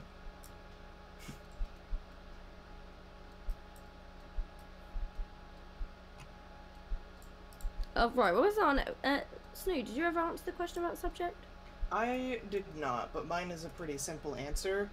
It's sort of a toss-up for me, but it would either be I would be teaching art, like mainly drawing, maybe painting, hard to say, but probably drawing primarily, or animation.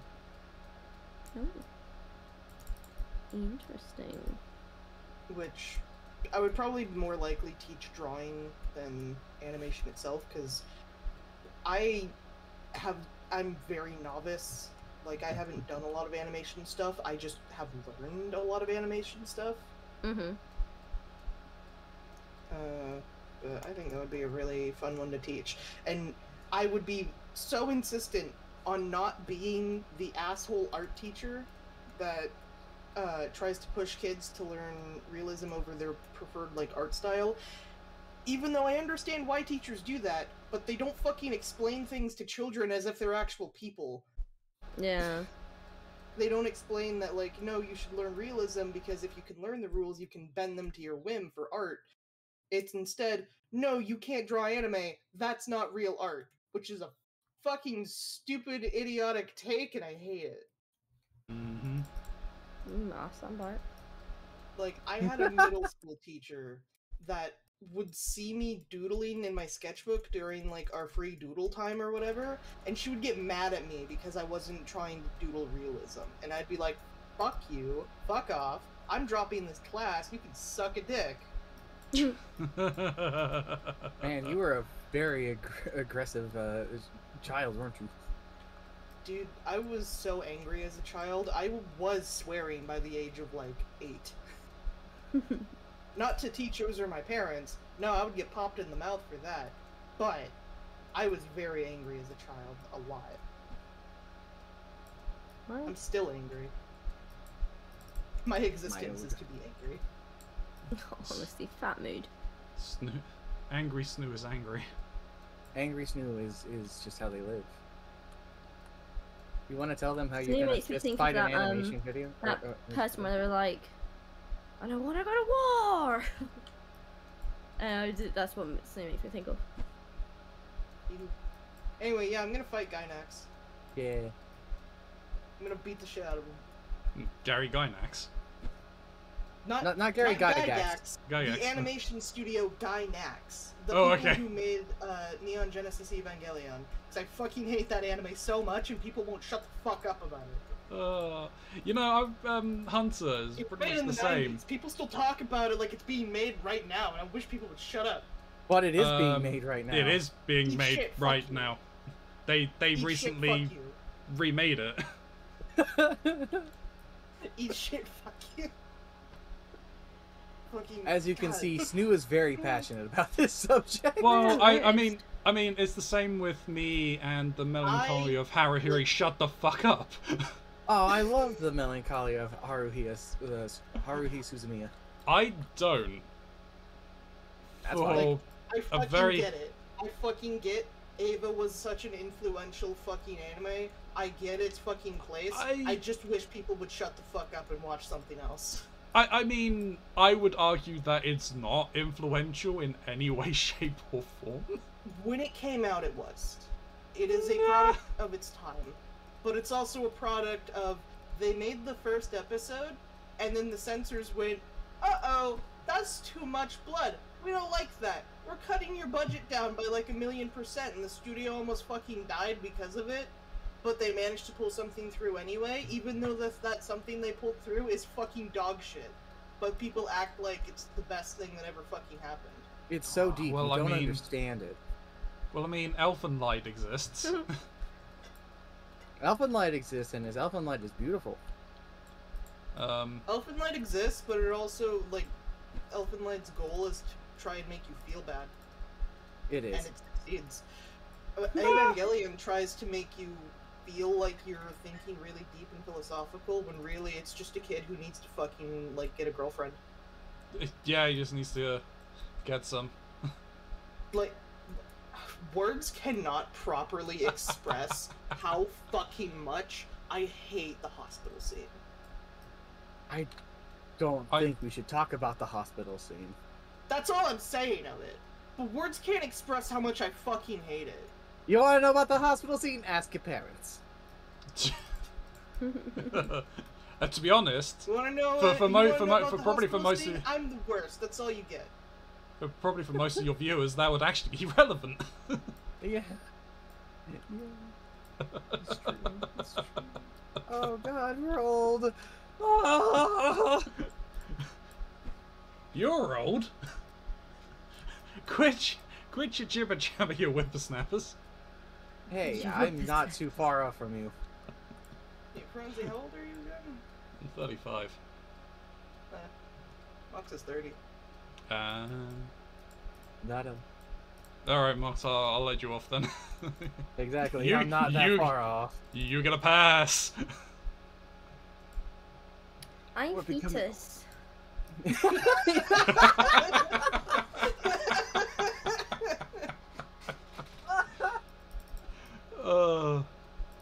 I mean, I would argue that Did I kill Akira. Mox? I feel like Mox just died. I think he killed Mox.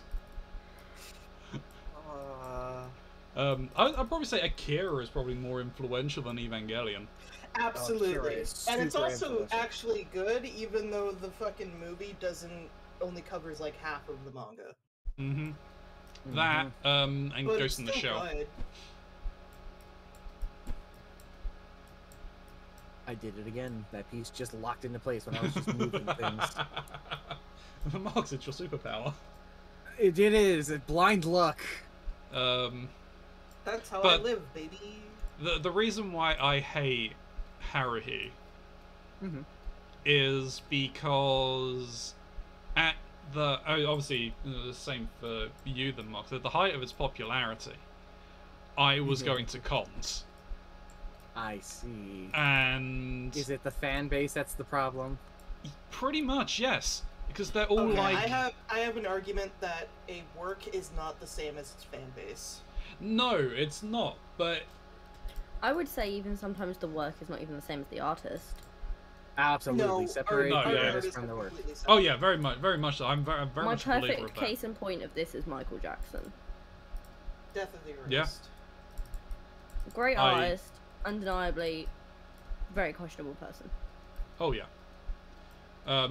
But yeah, it's people were vehemently of the opinion of you're not an anime fan if you do not know how to do the exact moves for the opening for Haruhi. Is it bad that I know the exact moves to the opening of Haruhi and I didn't learn it from Haruhi? I learned it technically because Ezreal from League of Legends does the dance. Not it. Oh, okay, no, that's fine. Yes, that makes it even worse because we brought League into it. I did. You're welcome, That makes it Trinity. infinitely worse. It's just for you. Do you hate League, like, unironically? I hate League with quite I possibly everything hate in my League. body. I hate League. I've Not- played not- League. I'm not- I've not played that League far. for over a year. I played League I've- for 6 months, I and then I'm paid- like, I nah, spent fuck this money shit, on I'm out. League. Did I League spend is the money on only League? game I put IRL money into. I mean, I I bought think- for my birthday present on it. I wasn't for myself, but you know. I think I've spent money on League. I Maybe. have played League at a time for about 5 or 6 years. I was playing I League have 10 never- years ago. Or more. I've never played League, but I do Good. love to toot the horn of League sucks. Love that from you. Keep it up. I think just Garrus spin to win. Or Joe. Demacia. Or God, Joker, Sometimes where I think did you about go? ironically playing League on stream just for fun and to take the piss out of it. No, And then I'm like, don't. oh my god, I actually value myself sometimes. Yeah, don't do it, Trinky. Don't do it. I know. I would say, Worth. I was gonna say, I would say, like, if you were honestly contemplating that, I would ask, like, okay, how much money would it could take for you not to do this? Pay me otherwise. Yeah. But I'm broke, so I can't say that now. It would cost me £1,000. Yeah, okay, I'll be like, okay, have fun, unfollow. Fucking No, I wouldn't do that. I wouldn't go that far. this is my entire stance on League of Legends, which, to describe to the viewers, this is a clickhole article screenshot where it just says heartbreaking. That character you keep seeing really good art of is actually from League of Legends. I mean, Yeah. the lore in it, fine. Give me the lore, whatever. I don't care. But the actual game itself, it is Any so company that will toxic. willingly let a fan base be that toxic does not deserve my respect. Yeah, like Point case. Yeah, I mean, the reason I stopped quite literally was because someone went onto the forums just to complain about me because I was a new player and I was learning the game and I didn't know how to play. Yeah. So I'm like, no, I'm good. what? Like, they didn't Whoever specifically that name me, person is, but they're a bitch. Mhm. There's They're a no bitch Oh, and they- they get no bitches. there's no room in that game for new players. no, there It really really isn't. There is, but it's stupid. It's not inclusive. The only You way have you to can play really with friends for it to be inclusive. have to play with friends. Yeah, Now, like that's that, the only it's, That requires having friends, though. that would that be the requires only having friends and having friends who play it.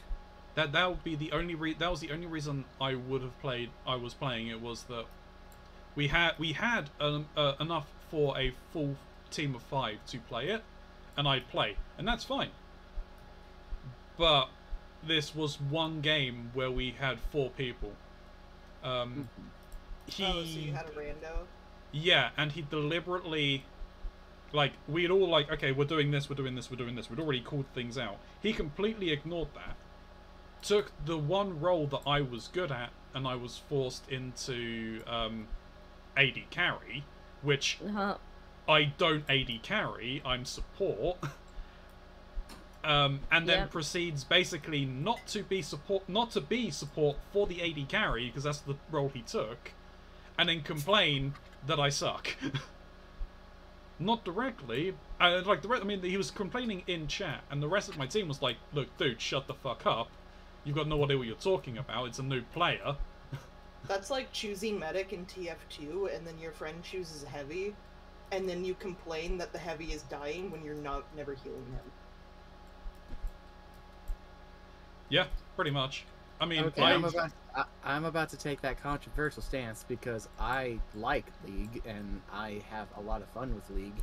I fully acknowledge its faults, and I fully acknowledge not only is the company terrible, the general audience who plays the game is terrible, and it is a You are completely terrible, by toxic definition. thing. No, I'm not terrible by definition.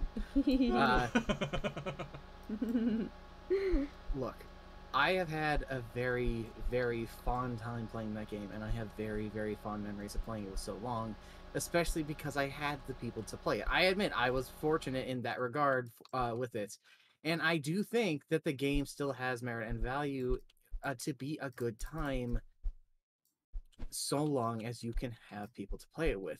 I do think that it's terrible that that is the requirement for the game to be good, and that needs to be addressed. But to That is also simply an irk I have with Apex sometimes, is the need to have people to play with. that's what I was about to actually follow it up with, is League's not the only game that suffers from this, and it's a general problem with most massive multiplayer games, Mm-hmm. is unfortunately, the anonymity that online play presents allows people to be their worst selves and not in the fun way. Yep. Yeah. And so Online play has been a huge detriment to society as a whole. yes, Anonymity. gamers are destroying the world. Well, no, Rise up, we're not. gamers. People are destroying the world. Are you saying gamers aren't people now? No, we're not. Of course they are. They're gamers. What are you talking about? Yeah, we're gamers. What do you want? Thank you. I'm so glad you picked that up. I'm just very happy for that. But Are you crazy? Gamers? am I crazy? People? Am I crazy? Maybe. But Looks to be back, seen. back to the thing. I'm the only sane game. one here. I highly doubt that I'm that person. But I just have to sit here and just say, you can hate on it, but please understand the game has merits. Oh, I get it. I played the game for Oh, a it year. does. I can see the appeal of it. Thank you, Greg. I mean, You know, it's I can see the appeal of it. I can see the insights into it. I can see why people get enjoyment out of it. I mean, I hate it for many reasons, but You I have mean- some very justified reasons, as do. I've heard it. I do Why? unironically love the music videos. Those Oh, are yeah, good. absolutely. oh my god, don't get me wrong. On Beat Saber, the KDA song from League, my favorite to dance to. Fantastic. I mean- Is a bop. for a very long time, even though I did not like playing the game because I didn't have the skill cap for it, I enjoyed the hell out of watching the pro leagues. Oh yeah, those are fascinating to watch. I It's enjoyed the crazy. learning curve of it. Like, I enjoyed learning it.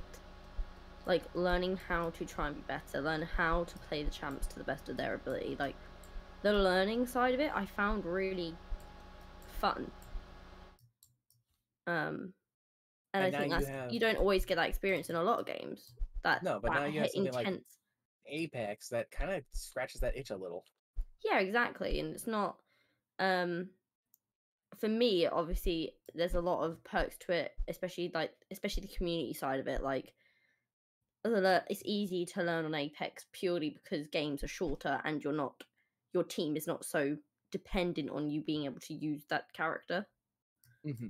Yeah, it's Um, an With Apex, hour-long game. the character's abilities and the uniqueness of them is important, but Mhm. no matter who you are, the gun that you pick up will fire the same Yes. regardless. Yeah, exactly. And your ability to shoot will be the Matters same regardless. almost more than some using your abilities, but to recognize and use your abilities. It's a while skill using it. for that's to the player themselves rather than to what they're Yeah. doing. Yes.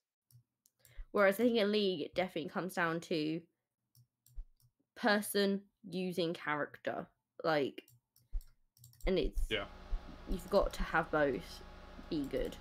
So I liked the learning aspect from it. I did. I think that was fun. I think it was a unique learning experience. Yeah, like all jokes aside, there are good things about League. Yes. Feels The new. community is just so toxic that it makes it hard to say any of those good things. I just find it on the community side of things, irrespective of the game now, I don't understand how a company could let it get that bad.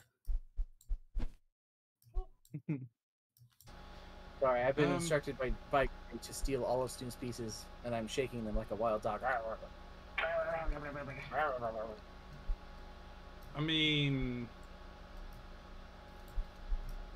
yeah, it's hard to even kind of justify it, really, isn't it? Yeah, that's my big irk, I think, as well. It's not even just with the game. It's because it's the same community that's in Valorant as well, let's remember. Yes, it is. And Valorant experiences a lot of the similar problems in terms of community. I mean, I imagine the team fight tactics one does as well. Probably. Now, that's something But- I haven't played. No, I haven't played either. But for me, that's the part I'm a bit like, how can you how could they not have done something about keeping the community in check? They tried. They tried. I think is just an apt way of putting it. They tried. Put it in the hands of the community to regulate itself. Yes, and that doesn't work. No, that never works. No, that's like me having a room full of children, expecting them to know how to self-regulate when they've never been taught. I mean, they essentially wanted to do it along the lines of jury duty. That they would pick random people to arbitrate over various things. It's not going to work, mate. What are you thinking? I guess that's another interesting question as well, as how much do you give individual responsibility to a lot to humanity and not have to have a rule system? People are responsible of their own actions. I mean, that or there at least was they should be. that there was touched on in the Forgotten City. So I would suggest people play that game, because that game is absolutely phenomenal. Yeah. I mean, a philosopher called Thomas Hobbes literally turned around and was like, if there wasn't politics or rules or something like that, then society just result in anarchy and chaos. But there's also philosophical debates that say that to a point, humanity does have an inherent value or inherent values of good and positivity, and I that am fully of the idea that humanity is full of love and compassion. Yeah, it's not that it would all fall to chaos. There are plenty of examples where a disaster has happened and people band together. There is nothing holding them to those values to go out of their way to do so, and yet they do. Yeah, there are equally atrocious stories of the complete and polar opposite. It's down to the individuals and the choices they make. It's also a matter of a half glass full or half glass empty sort of mentality.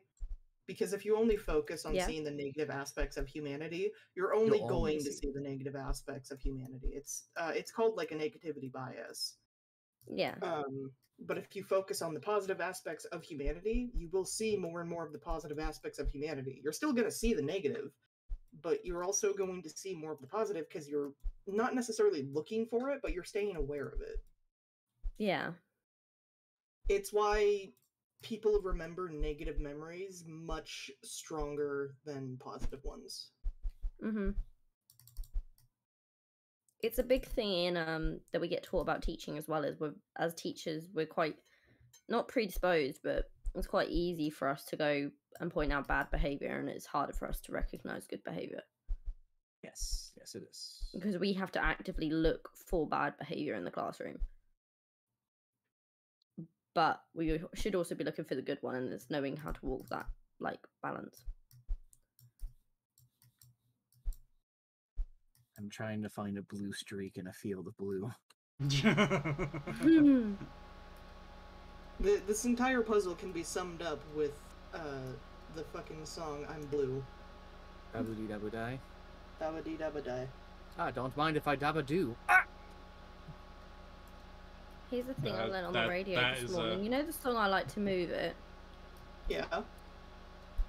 The song that they used in Madagascar. Yeah. I want you guys to guess really quickly how many times you think the words "move it" are said in that song. Like just the single phrase "move it." Yes. 52. We've got 52 from Snoop. I'm gonna say 120. 120 from Marks. 76. 76 from Currency. The answer is 70. Ah, damn. Hey, I was closest. And I thought that was fun fact. That's quite a lot of times. Yeah, it is a lot. Yeah, that's a lot of times. Wait. Next topic, because I think we all answered the last one. Oh yeah. Yes. If it was viable and safe to go live on Mars, would you? I would not. Absolutely not. Could not. Could not make me. You go and Okay, live why? with I am Elon. 100% certain that it would end up being like a capitalism fucking nightmare, and it would be indentured servitude. With the Are we basic- okay? Hold on. Let's take a step back here. Let's just get a quick point, since Shrinky's the one asking this. Is this viable thing to live on Mars a just general blanket question, or is it based on the current events of the world? Just based on a blanket. Okay, Okay. blanket. I So don't know take why I thought Elon about Musk it, and to be honest. SpaceX So- out.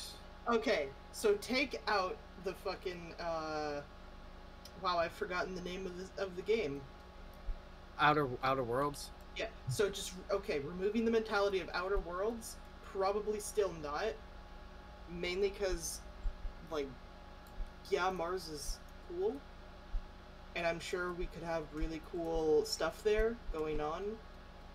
I think Earth is still very beautiful and amazing, and very savable. So I wouldn't want to leave. Have you played Send me to Deliver the Us red Moon? planet. I want to shoot the devil in the face, Doom guy. They put the Master Chief on the shoulder. Yeah. Have you played Deliver Us the Moon? No. You should. Again, another good I game. believe that is a game I've heard of. So let's see. Yeah, it doesn't deal with Mars because they're actually making the sequel to it now called Deliver Us Mars, which I want to play.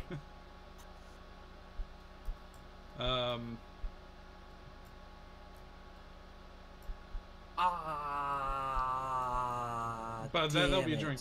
I mean, if you're looking for a game about Mars, you want to play the Moons of Madness.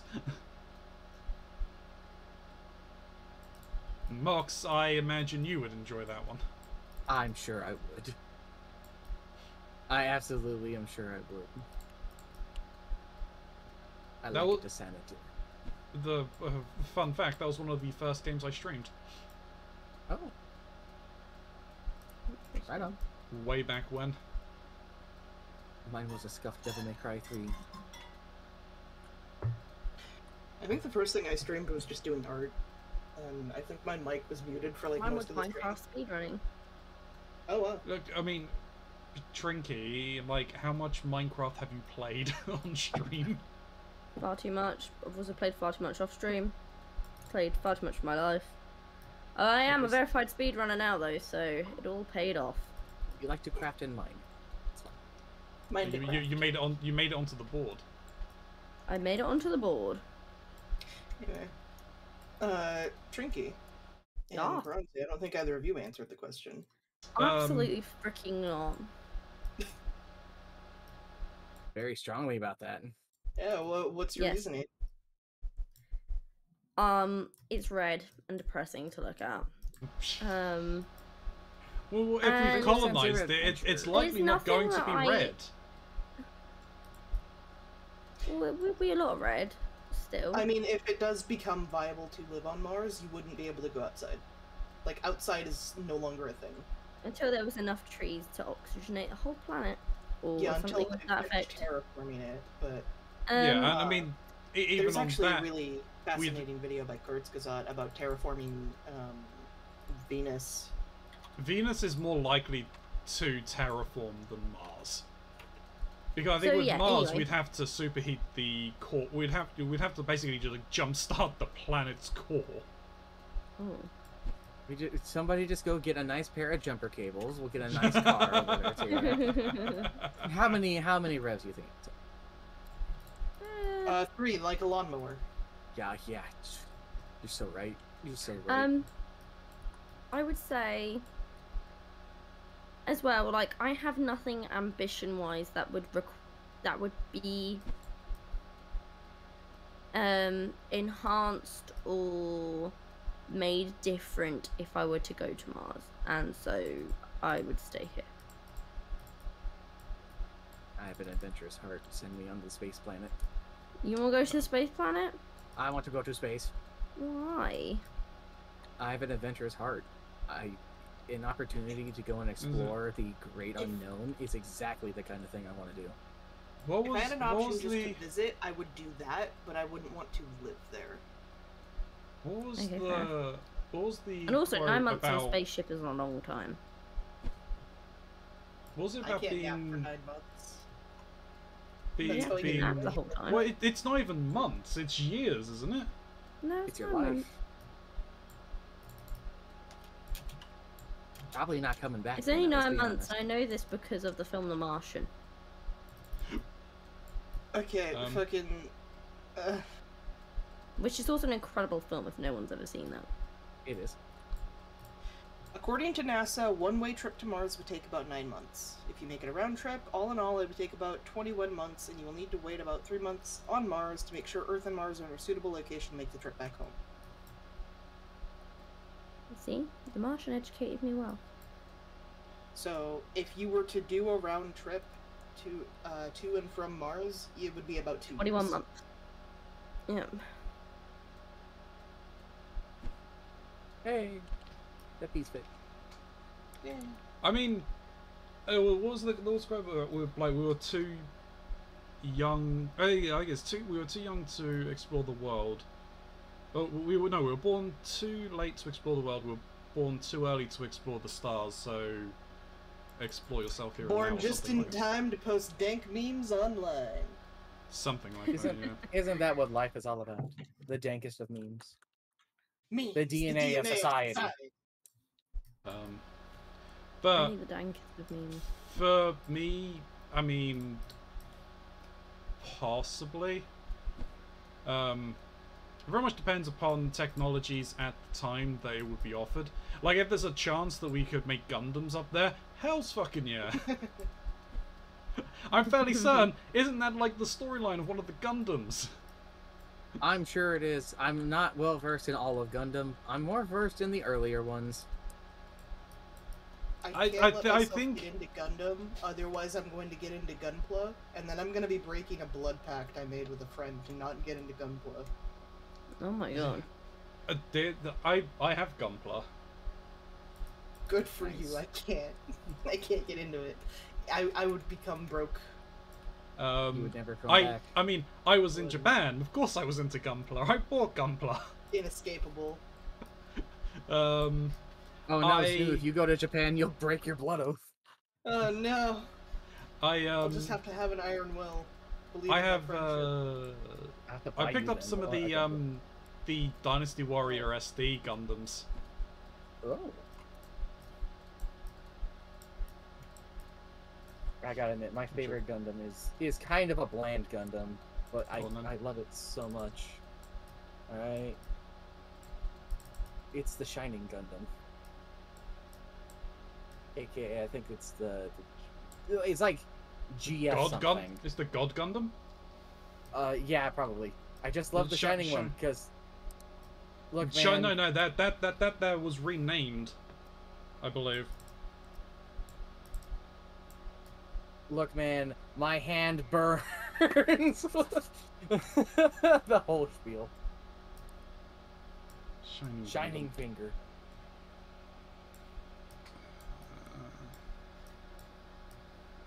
Unfortunately, I don't have my Resident Gundam lore box in chat. This hand of mine glows with an awesome power. Its burning grip tells me to defeat you. I have no idea what you're even on about. Shining Finger! Yes! I can't tell, but I feel like my mic picked up Mox shouting that. I don't think it did. I couldn't hear it. Shining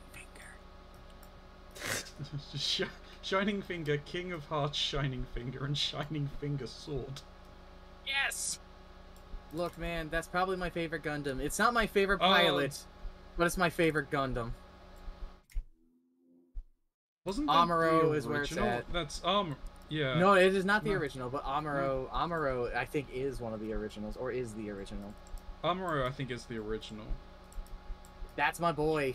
Him and the space people who get psychic powers because you're in space. Like, if you're born in space, you get psychic powers, I guess. Well, they're not the weird types that can pilot gun. They can just innately pilot Gundams, are they? No, they are. That's exactly what they are. Oh, they're those ones. Okay. They're those ones. And then he just gets he sort of just like ends up in a war. Yes, new types. That's what they're called. Thank you. I just he's cool. I like the drama of the stuff he gets into, and I especially love the dumb fact of the fact that he's such a good Gundam pilot that every Gundam he pilots has to be specially modified to ridiculous degrees because he's so good at piloting the Gundam will just break down otherwise. No, yeah, it was called the God Gundam. See, that seems more like he would be really bad at piloting. He's really good at piloting. You don't understand. He's so cool. Okay, no. So the Shining Gundam is the GF13-017NJ. Yeah, that thing. The God Gundam is a different Gundam. It was developed alongside of it, and that's the GF13-017NJII. Now, if we're talking like actual like giant robots in general, I'm afraid my love will always go to Weltall. Weltall? Yeah, Weltall, aka the main robot from Xenogears. Okay. Dude, this thing is awesome looking. Like, I'm putting a picture of it in the thing. It is... Look at this thing! Yeah. It's got a good silhouette. Cool. It's so goddamn cool, and it does karate moves! Of course it can does. Spin kick! Of course it can. And it can turn red!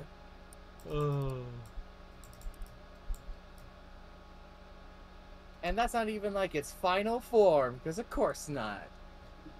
It's not even my final form! Because it eventually becomes the literal name of the game, the Xenogear. And that thing is kinda bland looking. Like, you see all this cool silhouette, and you see this cool, like the big old wings and shit, right? And then it's like, alright, the Xenogear, let's take a look at it. And it's like, why did it get a palette swap? What happened to its coolness? Aww. You uncoolified my coolness. You took away all the things that made the giant robot awesome.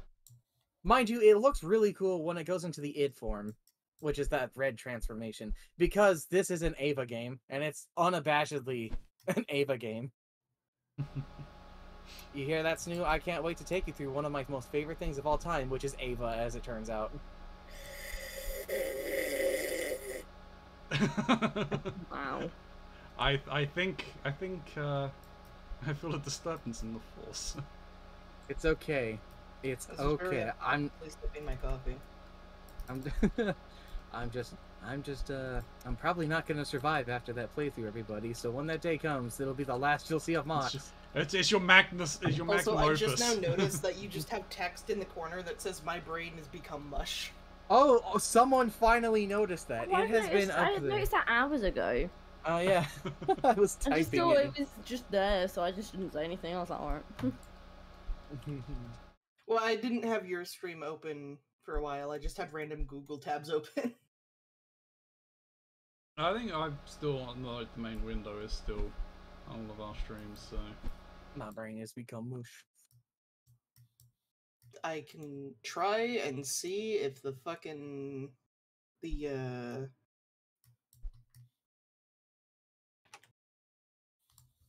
if the multi-stream works. It's working for me. What is the next? It just really likes topic? to shit its pants for me. I don't know why. Pick two of your favorite fictional characters. One of them will help you, and the other one is trying to kick your ass. Who are you picking to be on your side, and why? What was the question again? Pick two of your favorite fictional characters. One of them will help you, the other one is trying to kick your ass. Who are you picking to be your aide, and why? Ooh. Whoops, I mean, just opened Medibang. I didn't even see that question, so this has caught me off.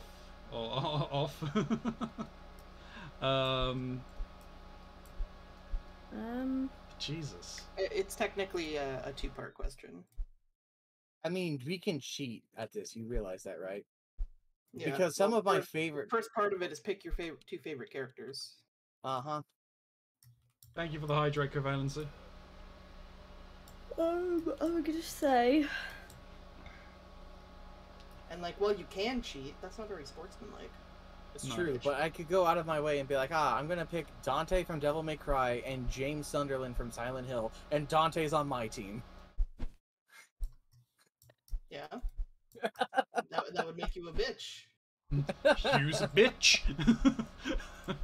The thing is, though, is Dante wouldn't fucking help me fight James Sunderland. He'd be like, nah, pay me. And I'd be like, I don't have any money. He'd be like, not my problem later. No, And then just James give on him it. pizza. That's And then true. I do have a... offer him- Look, I have a free pizza on the Pizza Hut app. Will that work? And he goes, yeah, okay. Yeah, I mean, if it's anime Dante, yes. That or a strawberry sundae. That is true. And that's canon. I really It like is. that DMC5 really did make that whole thing canon. Yeah. What they made Though the they anime? changed the skin color of one of the characters. What they made the anime Yeah. canon? Yeah, they made the anime canon, and in DMC5, there is a video at the beginning that shows you what the timeline actually looks like. They actually changed the timeline from what it initially was. When the first series came out, it was supposed to be DMC 3, 1, 2, and then 4. And then what it did is it ended up becoming DMC 3, what was it? DMC 3, 1, 4, and then no, I had it reversed. 2 was supposed to be at the end of the timeline. Instead, they made it behind DMC 4. And they put the anime right in between 1 and 2, which is about where it would have been. Well, I thought it was always 3, 1, 2, 4. It was not. 2 was actually the end of the series because 2 was supposed to be an apocalyptic event where the world was basically over, and then Dante drives off into hell as the end of his story. But instead, they put it before 4, so Dante drives off into hell with no way to escape, and then finds a way out apparently, which again is covered in the Okay. novels, where apparently he just so happened to find a demon that was opening up a portal, killed the demon, and then went through, and it's just like, cool, I'm home. Fair enough. I never played 2. Don't. I've It's not worth it. fair. I've played 4 a lot. I love 4. I love DMC4. Nero's my boy, man. Nero's a bitch.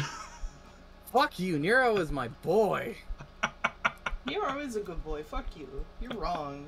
You're actually Dude, just he is awesome. The Red Queen is an amazing weapon. The Blue Rose is one of the heftiest fucking handguns out there. Exceed is amazing, and the Devil Breaker will snap you in half. I just like Dante and that version of Dante. That's fine. Him having all 4 styles is ridiculous and really fun. But Nero is awesome. Hey man, Dante's still cool, but Nero's still a good character. He's a good boy. He is a good boy. He's a good Christian boy. He is a good Christian boy. I don't think he is. But he is. He's actually very much so trying to do the right thing constantly, and he is trying to follow some faith stuff because of his pseudo relationship with his adoptive sister. And yeah, I know that's creepy. I hate the fact that I found out that him and Kyrie are technically he's adopted into her family. Mhm. As the series has gone on, it's really unfortunate that apparently one of the most sacred things in the Sparta bloodline is to hook up with your own family. It's really fucked up. But hey, but then again, can I really say that when the only person to really have done the do is Virgil, and Virgil knows what sex is, but he ain't telling?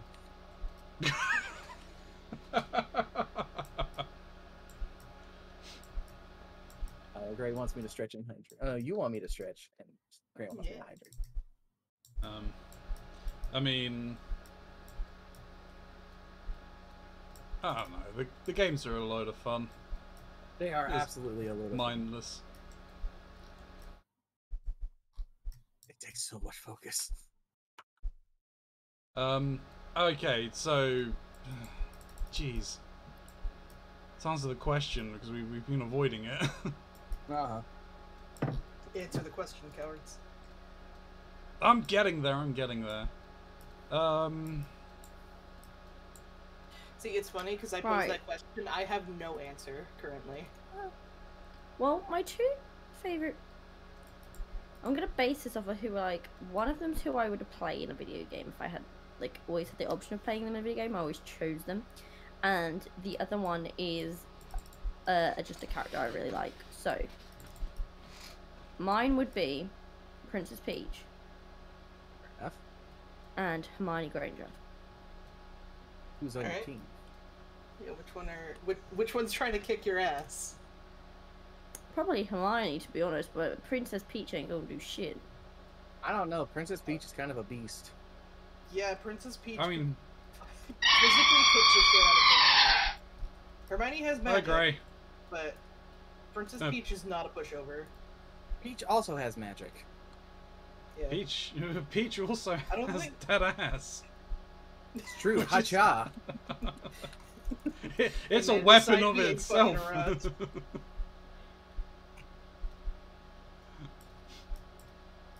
How are we doing, Gray? I mean, yeah, they're my options. Look, man.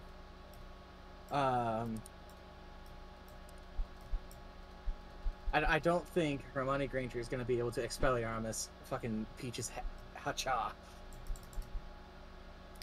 Maybe not. But Hermione's also a pretty badass bitch, so. The fucking angry. I hope not me.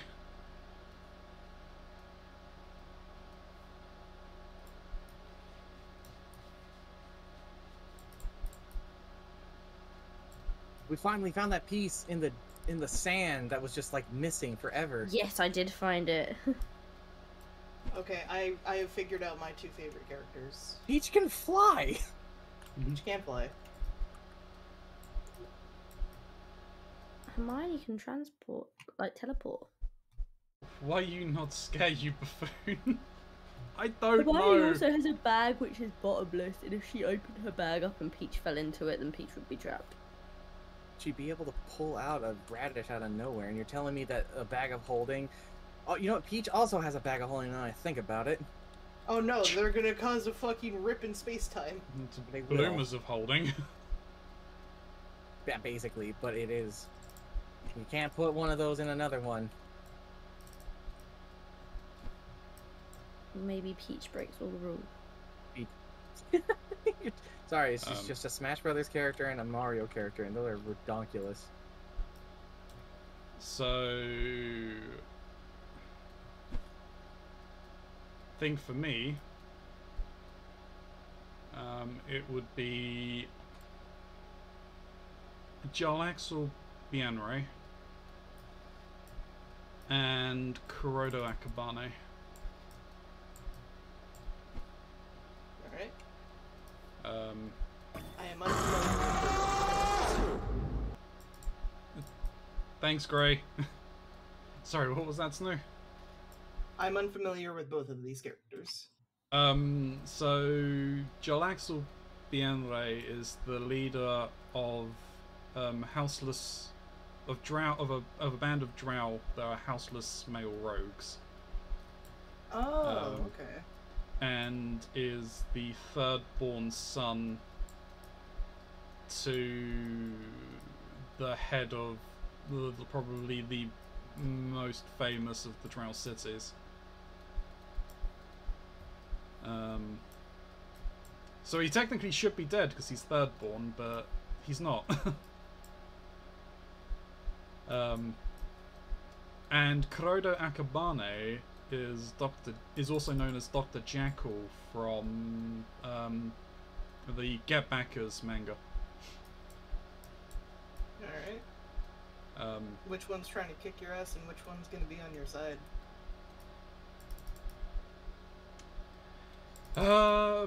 Dr. Jackal is probably going to be the one kicking my ass. Mainly because, although he is incredibly freaking scary with his abilities, Jarl Axel probably is the stronger of the two. Probably.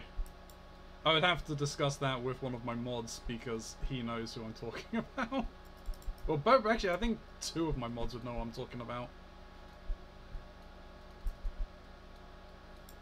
Yeah, I'm useless. I cannot pass opinion. Yeah, use this. You're just unfamiliar. Yeah. Oh, Get- that does make me useless on this topic. I Get think Back I'm is a very going good to anime. organize the pieces by color really quick. Yeah, go for Huh? it. Just do it somewhere off the.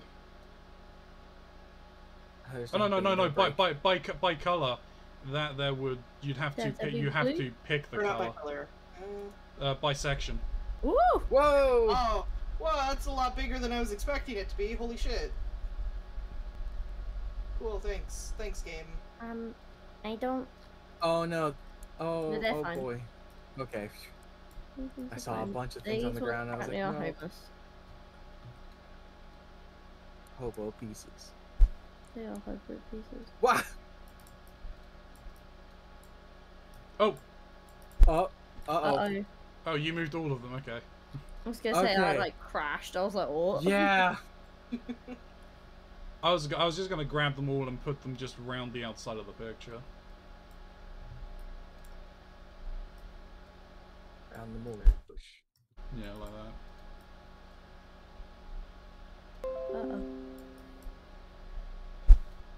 Uh-oh. This is doing bad things to my puzzling. I know. I've now lost my frame of reference. Ooh. Another giant batch of pieces.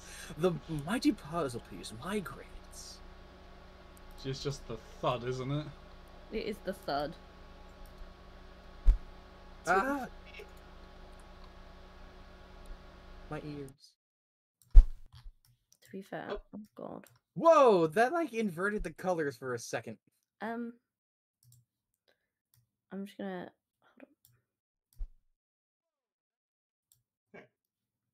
I can't figure it out.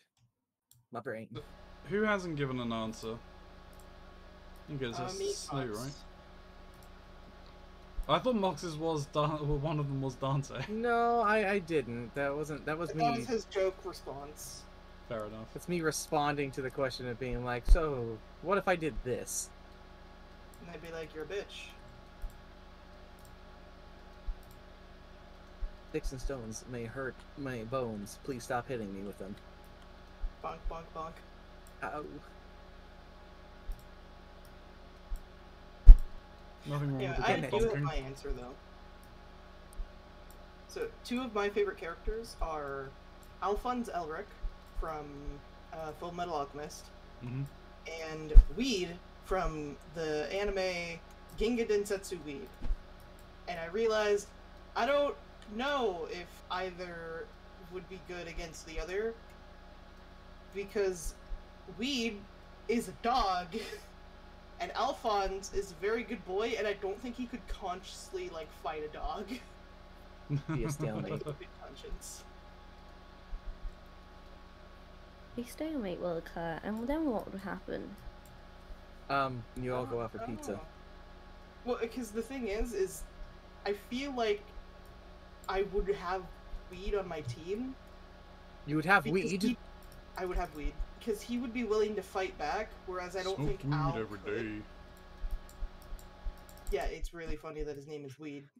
He is a Shiba Inu bear hunting dog. And You do so with the He- spin. yeah, he is the Okay. son of another legendary bear hunting dog called Gin, who had a series called Ginga Nagarashboshi Gin. I completely fucking butchered the second word on accident. But yeah, and that first anime was from like the 80s, and then Weed's anime was from like the aughts. So it's about 20-year difference. Fun. Sorry, I'm bringing these pieces back up here. It's just funny every time to me. Fun. It's such an almighty thud every time, isn't it? We've created the corner pieces. Look at those boxes. Wow. Yeah. Yes, Manifest Destiny has been made from sea to shining sea. Well, yeah, there's no buffaloes in the picture. That's because they're all gone. Yeah. You murdered them. I saw a picture once of like a literal like mountain of a buffalo that white men had hunted to try and like drive them extinct, and it was haunting. I can imagine. There is, It was literally like as tall as a fucking building, dude. And that was a wall that was going on for a while of just corpses of buffalo. There's a reserve, actually, in Oklahoma. It's like more like a museum. To the entire thing, so.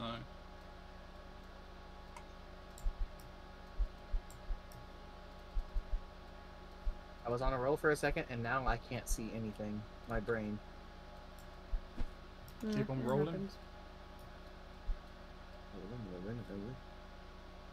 Anyway, Mux, you're the only one that hasn't answered the question by now. Okay, legitimate answer. He's probably going to have to be between. 'Cause I'm trying to think of just like some of my most favorite characters. Okay. Wow. Okay. Don't look at the stats. The stats? Oh, there's a stats. Yeah, click on the Puzzle eye. stats. Oh, Where is that at? the big eye top The big eye in the top. Oh. Oh. Shit. Oh wow. Goddamn tricky. We are slacking. We really Yeah. are. I hate to say it, but you three combined haven't done like Nope. half of what I've done. Nope. I think Snoo got carried in that last puzzle. No. I wonder if we can go back and look at the stats. I think I- Snoop probably you- held you their own might- quite a lot, to be fair. You might be able to. Yeah, I'm gonna check that, actually. Yeah, No go point in back and looking have at a look. ours, Mark, seeing as they came into help. Actually, I'm gonna view It Mox's was one. 57:43. Wow, I'm gonna have a look at Mox's one. No, no. Oh wait, what? I What? still did the most on your one as well, apparently. Oh, well, I believe that. I absolutely believe that. I did 40%, and then Cronzy did 30%, and then Snoo did 15%, and Mox did 14%. Mox, it was your Yeah. puzzles. Yeah, I know. Poor Mox. I've never stated I was good at puzzles like this. That is true. Puzzle pieces puzzles, I am very bad at. And I think it classes like all sorts. So like if you have like two pieces connected, that counts as two, and then if you add it to another bit, then it adds it on again. Yeah, because I mean, there's like, Because if I'd done 700 pieces, I've done half the puzzle, and we've not done half the puzzle. yeah, this is like, it's a, what, 800 of 2,000 pieces placed, so 40% complete. It's saying And- like pieces connected. Yeah. We've And done there's 32% of the 2,000 connections. pieces placed. So, I mean, I guess essentially it's counting every single individual point on there Like as a connection. I guess. Yeah.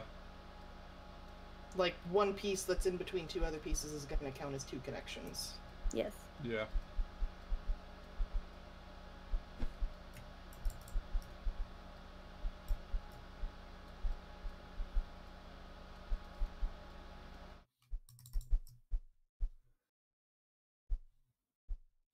I have to answer a question, don't I? Yes. Yeah, your Oh, two yeah. favorite Just- characters. Oh, yeah, Okay, we, so- Yeah. So the first one is probably going to be the Twilight Princess herself, Midna. That's a good one. And the other one is probably going to have to be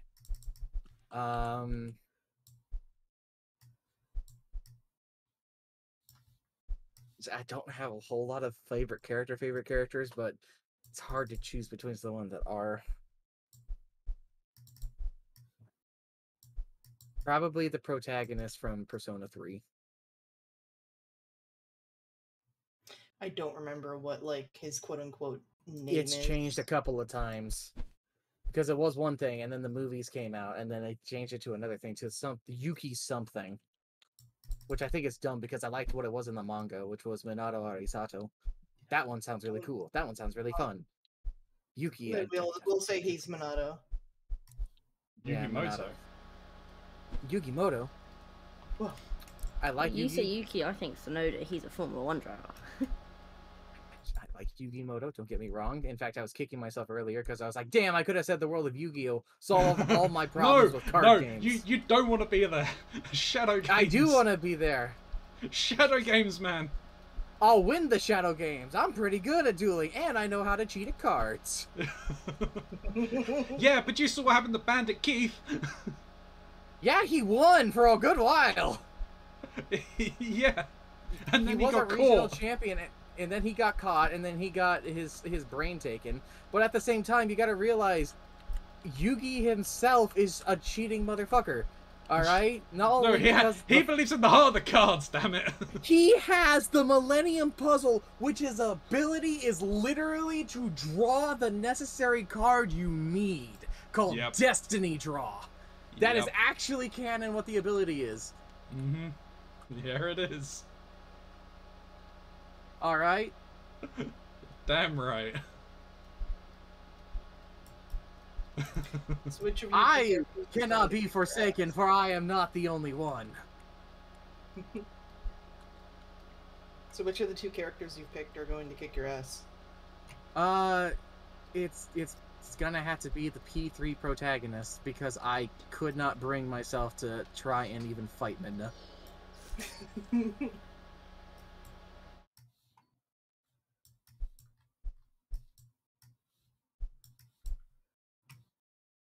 And I honestly think this is a losing battle, because I don't know how the hell the two of us are gonna fight against something like the Messiah.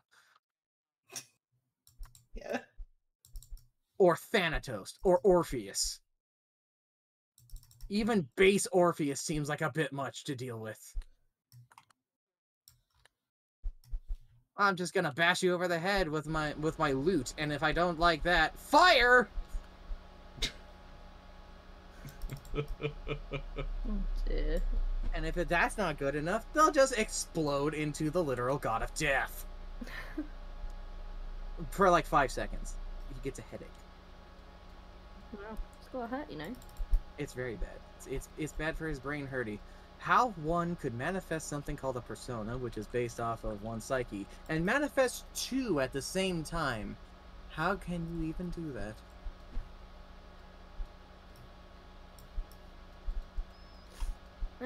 By being extremely talented. I mean, you'd have to have two personalities. Not that difficult. Insanity check. Insanity. I've gone mad. With power. Okay, I he always becomes a found the definition door. of insanity to be interesting. The act of doing something over and over again, expecting different results. Yeah. So did Ubisoft. I find that to be an interesting definition. It Oh, is. are we talking about Boss. Huh? I was gonna say just the Assassin's Creed games. You're not wrong, but talking Far Cry. That's where I first heard of the phrasing. Oh, I've heard about it for a very long while.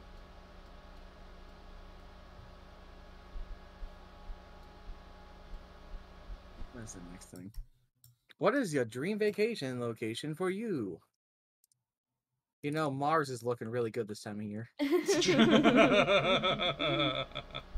I would say probably something like a month-long trip around Italy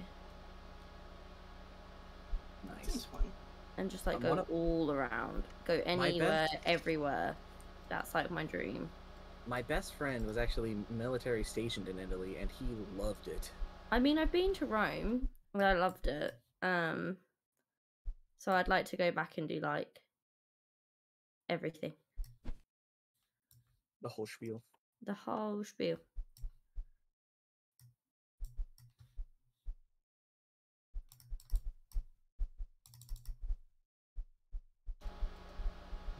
Japan. I could feel that one from you. I could feel it brewing. So it's simple, man. Some Mine jam, also simple goes to design. Japan. What would you want to do in Japan?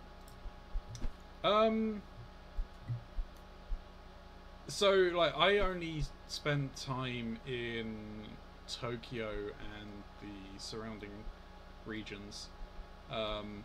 So I would like to go and visit like some of the other prefectures. Go up to Sapporo.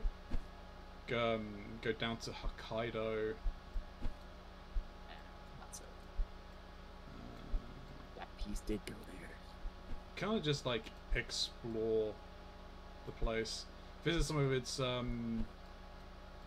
historical sites as well, like the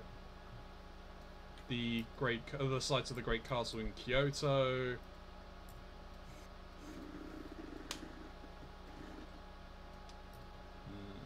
Yeah, skiing up in Sapporo would just be like awesome. I think. Sounds like a cool plan.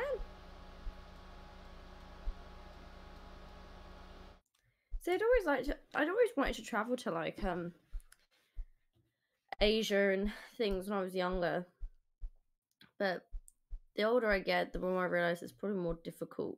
Not necessarily just Japan, like when I'd say this, but like in general, to be like vegetarian and travel.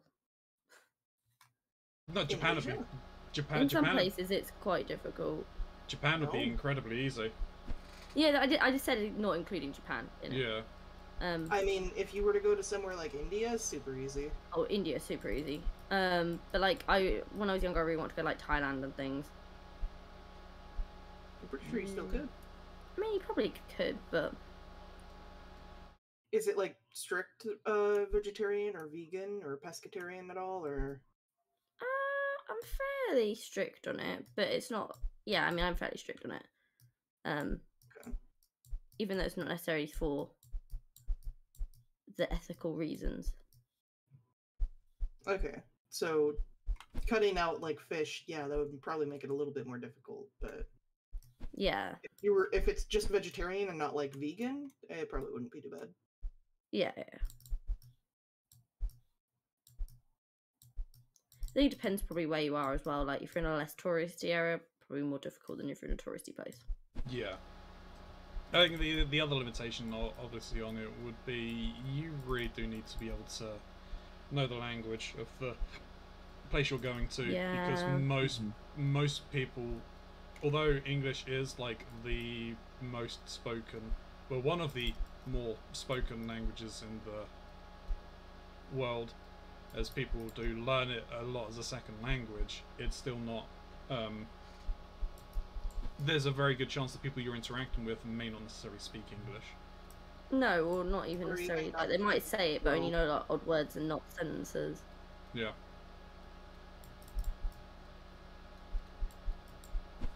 I'd want to go to Iceland. Oh, Not Greenland? No, Northern because Lights. Greenland was it was a bait and switch, man. Yeah, I know. But like the thing about Iceland is, it's tall mountains, the rock formations, the various green. It's there is a yeah, road. and you're right. The Arctic Lights. There's a road that The goes Aurora all the way around the Borealis. whole of the whole of Iceland. And you can just get a car and hire it and go and drive around the whole of it, and like stop where you want, camp where you want, and stuff like that, and take I mean, as that long as you being- want. That being said, Iceland, Greenland, and Ireland are all places I would really like to visit. I would like to do the sleep in like the glass igloos at the Northern Lights. Yeah, I think that looks fun. I just want to see. Problem is with stuff green like Northern fields. Lights is there's no even guarantee that you'll actually see them. No, you can't. You can't. It's a natural phenomenon. Nature doesn't Yeah. always do what you want. Exactly. Look, So you could just spend wanna loads see of money not see it. We used to make nature our bitch then, don't we? Ah, yes. Quickly, start burning all the coal you have. No, not that way. That's the only way I know, as I've got 2 cans of aerosol and it's going. Mox, calm down, your Mox, American is showing. See what? What? Huh? What was that? You said you just wanted to see what? I just want to see fields of green.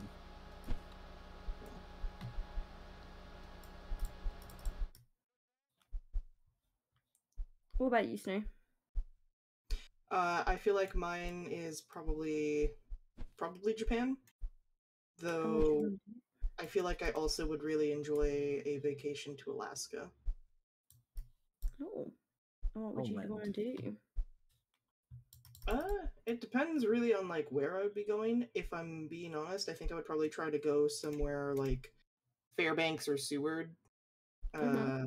and just enjoy the sights, go on hikes and stuff, If you want to Yeah. climb trees and jump off of them.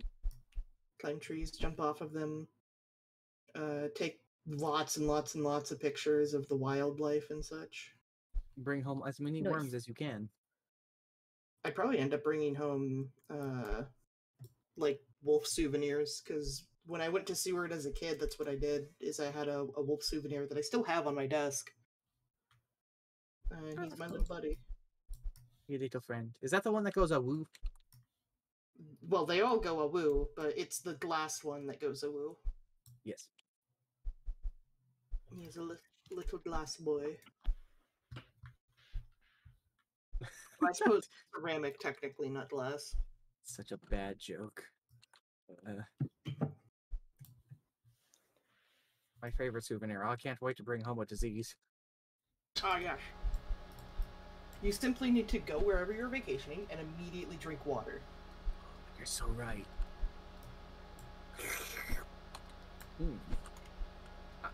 A woos. Many a woo. Gray is just a wooing. Awoo! Awoo. Awoo! Hey, woo. A woo. Hey, woo. If you had to Hey! get rid of either the Pokemon universe, Mario universe, or the Elder Scrolls universe, which would you be removed? Mario, I don't give a shit. I'm not attached to Mario at all. But it's so iconic. I don't care. How's that? What, grow Mario up with would be Mario. iconic. I didn't grow up with Mario. I don't have any attachment to him. I mean, fair enough. You didn't play Mario on the GameCube. Yeah, I never played Mario 64 on the GameCube.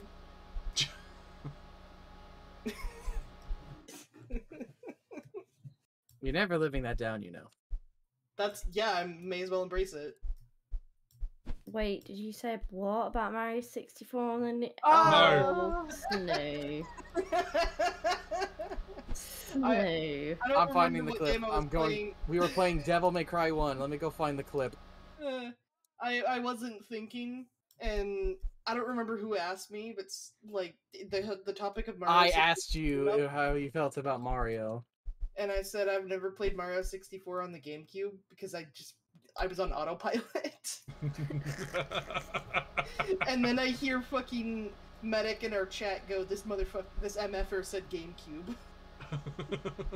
And I was like, what? Was it on the GameCube? And Mox had to look at me and go, what's in the name? And I said, I'm putting it in. I'm putting it in general right now. The clip, and I am gonna go share it into my stream in case y'all forgot this beautiful little moment. Oh, dear me. It's great. Sometimes my brain just don't. That's the end of that sentence.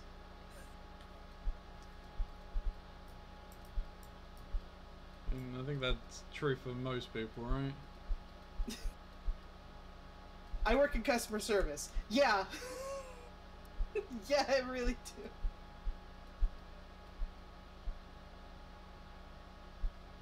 If I had to choose one of those three things to get rid of, I'd choose all of them. I watched it. It was funny. All of them. I'll watch it later.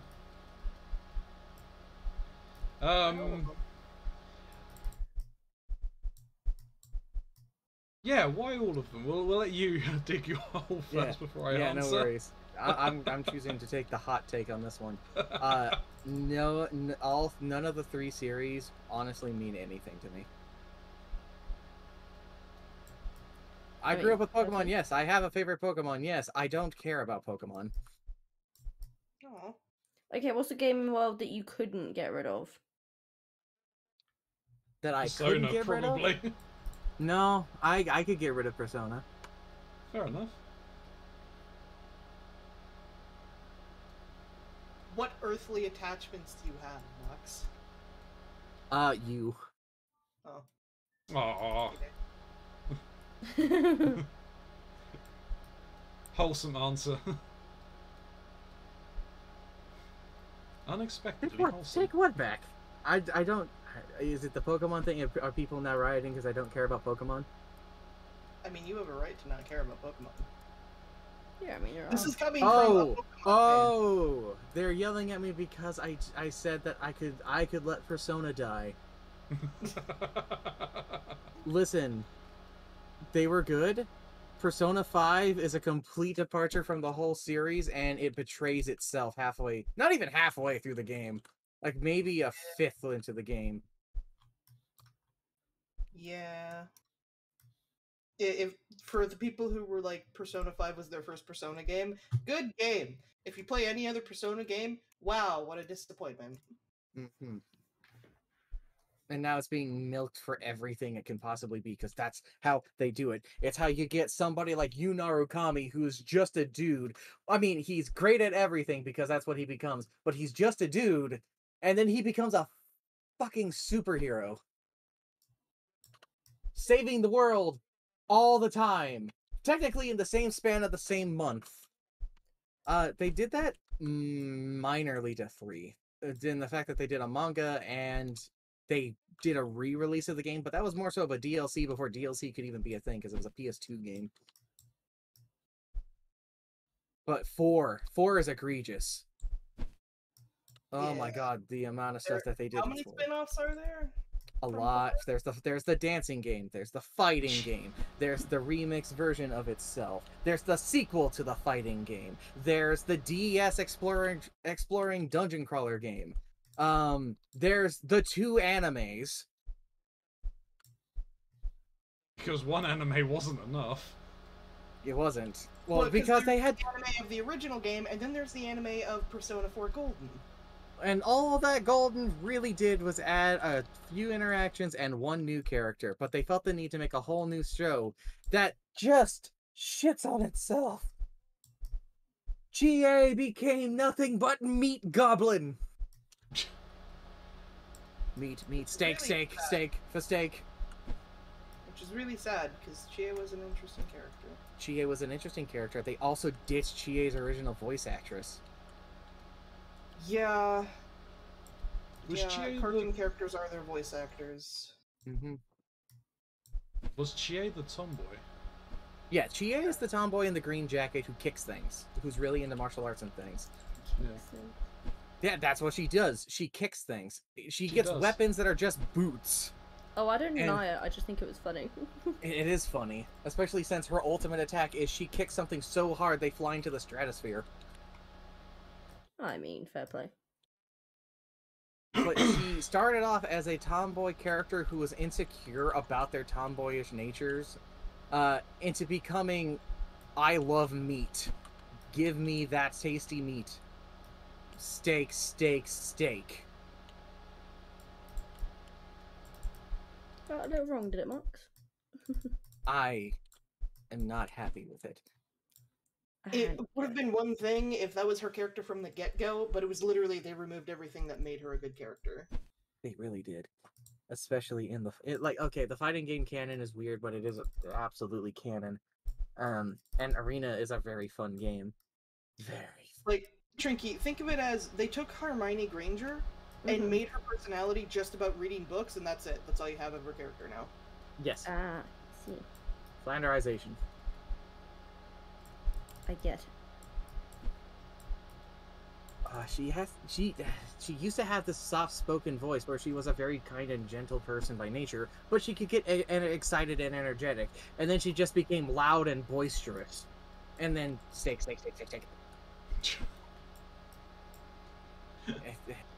What is? I guess I'll go back to answering the question before I get even more salty about this. What is a series I could not live without? D&D. That's fair. Fair. Okay, fair enough. Anything else, technically speaking, could go and vanish, and while that would suck, I could live. Yeah. Am I aggressive on this? Well, I'm currently salty, so yeah. I'm currently salty, so yeah.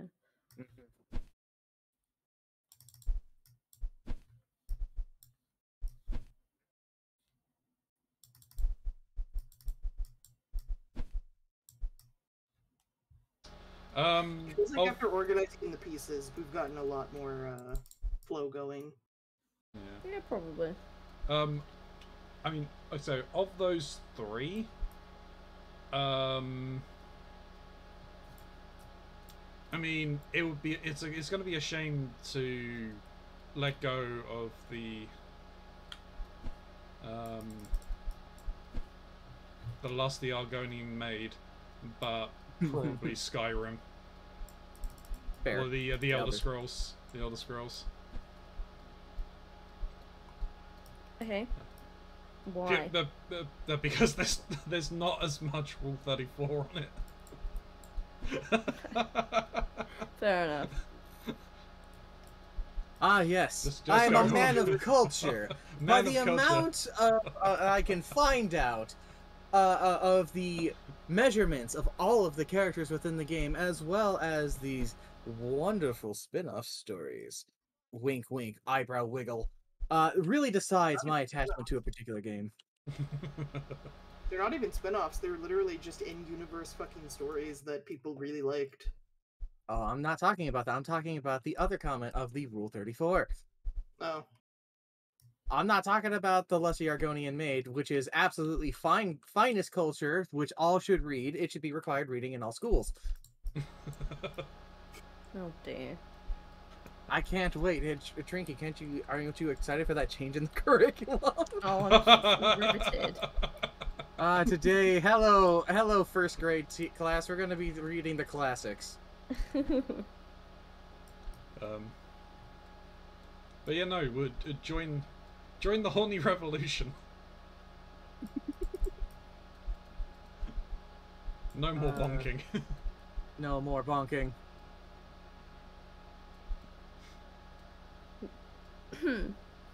Down with the oppressors. Rise up, men of culture. Trinky. Why Men do are this going to horny. become a new? These men have What? lost their composure. I know, they're being horny on main.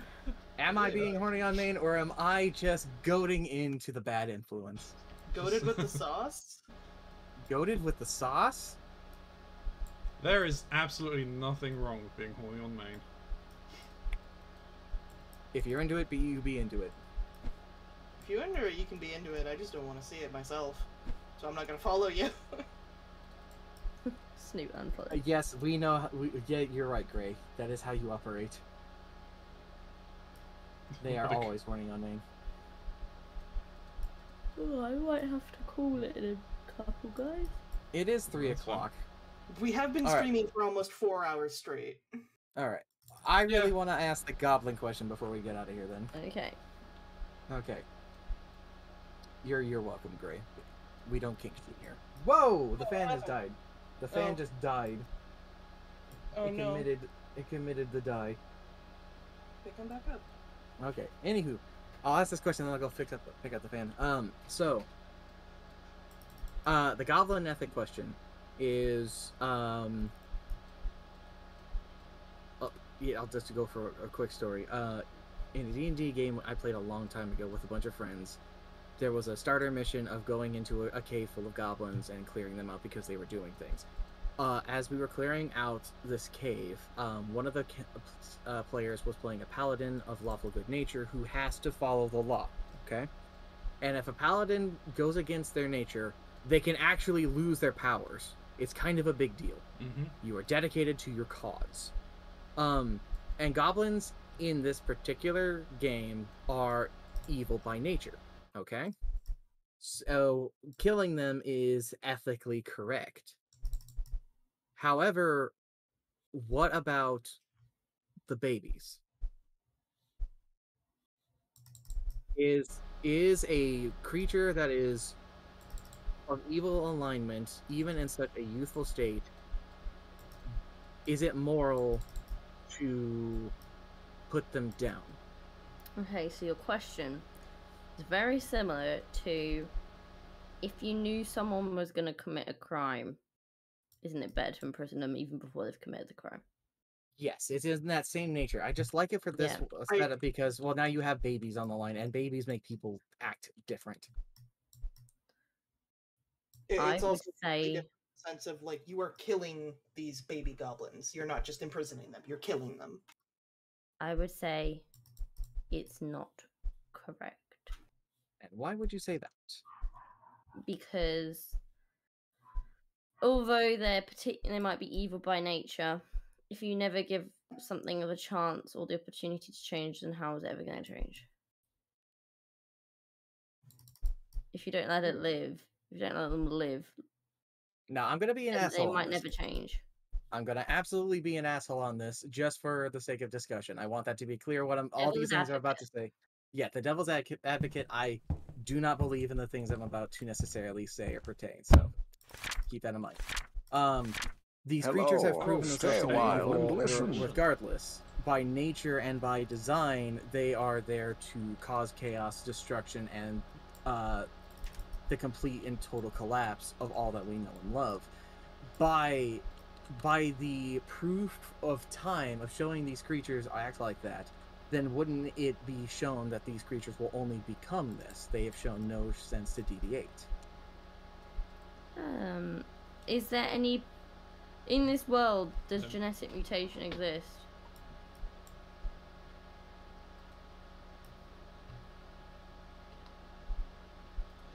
Hello Raiders, welcome on in, how are we doing today? Growly, Moop, thank you very much for the raid, I do appreciate it. You don't know who I am, my name is Karonzi, I'm a variety streamer, play a ton of different things across Xbox, Switch, board game and PC. Is it here? It is here, hopefully this works.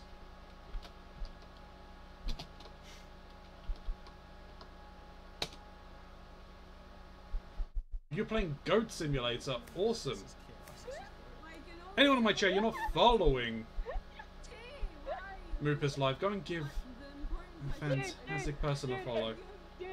With the opportunities to present itself. Oh, wait, what? I am also of the mindset that I would not kill the baby goblins, even consciously knowing that there is the extremely high likelihood that they will still grow up and do evil and be evil. I have never consciously killed anything in my life, and in this sort of a predicament, I would struggle to find any justification to kill something that by my own nature doesn't deserve it, because by simply acknowledging, yes, goblins are an evil race, and these goblins will most likely grow up to do something heinous. That feels more like prejudice than anything to me. Karanzi, how do you weigh in on this? Well, isn't that the entire thing of D&D? It is basically just answering our innate prejudices in there, because that's how the entire system is built, is what the entire system is built upon, right? Like, goblins are evil. Yeah. There's just no, there's like essentially no discussion on that. They're evil. It's also the acknowledgement that like it's not even simply the same thing of like to real world where it's the same race but like there's slight differences among them. It's genuinely different races. Yeah.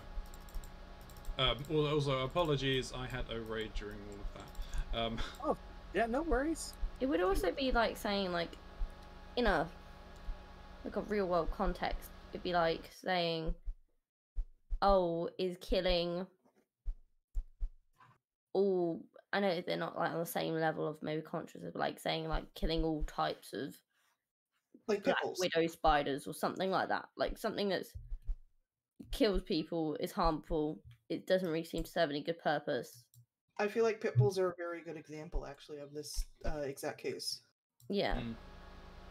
Though it also brings up the question of nature versus nurture, and does nature even exist?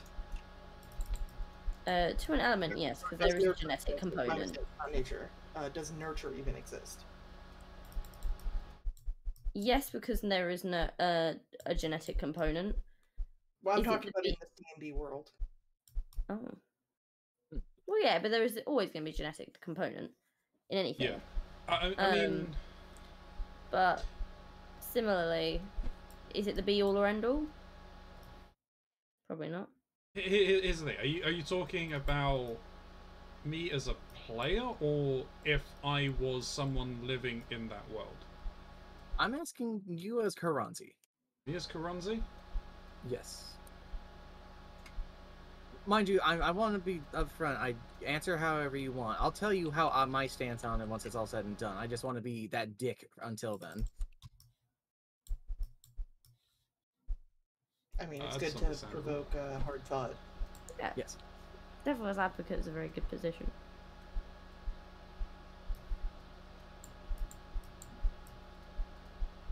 And then I'm gonna pose another thing after your question, or your answer. I am currently giving it some thought. Oh yeah, absolutely. It's not necessarily an easy question to answer.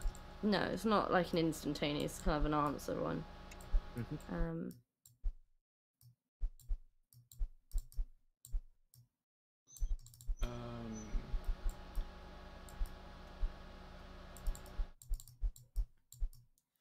I think it's hard as well because if the D&D universe is not similar to the human world, like this world in any sense,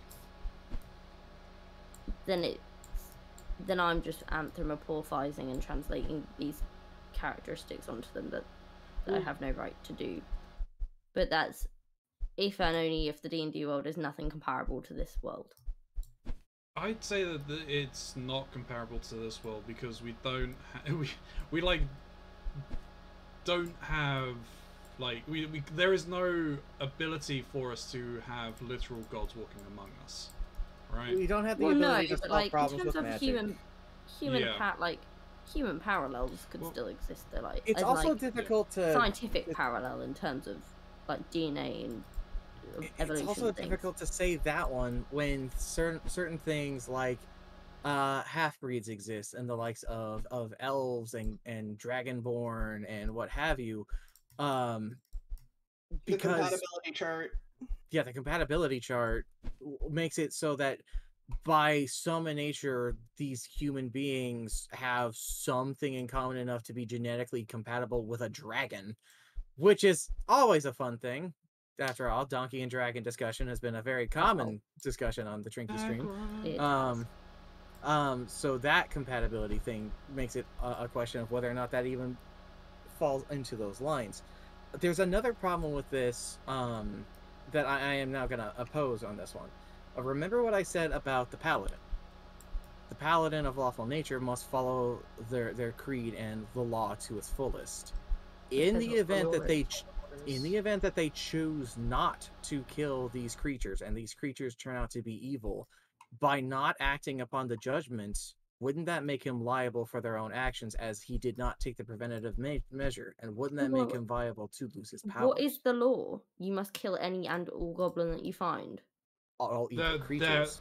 yeah, there The are certain complicated thing as tenets well dependent upon is- the god. Can you determine a baby is evil if they've not performed any action?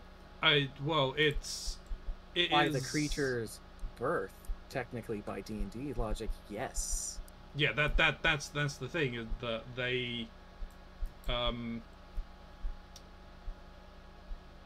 inherently evil. They cannot be any other way, regardless of any other outside aspect. And there has been times when it has been proven an incorrect. It has been proven incorrect logic that is the case. That they are always evil because they are who they are. So my answer would be yes. It would be ethical to kill them. Ethic doesn't play into it. It'd be Because the right thing, I suppose. Well, it doesn't matter. Well, it's not so much whether it's the right thing or not. You're playing as a paladin. You are a religious zealot. You live by your tenets. Absolutely. If you can't do that, you literally are essentially then having a crisis of faith. You sure are. Yeah, but then I guess it's how blindly should you follow things just because you're told them. Even then, paladins don't get their power from faith, they get their power from their oath. Yeah. You are 100% correct on that. Which is a thing that at the time we did not know. Well, no, I think that it's now it's powered by that oath. I'm not sure if it is. No, back in the day, even Really? in 3.5, it was an oath. It was not so much a god.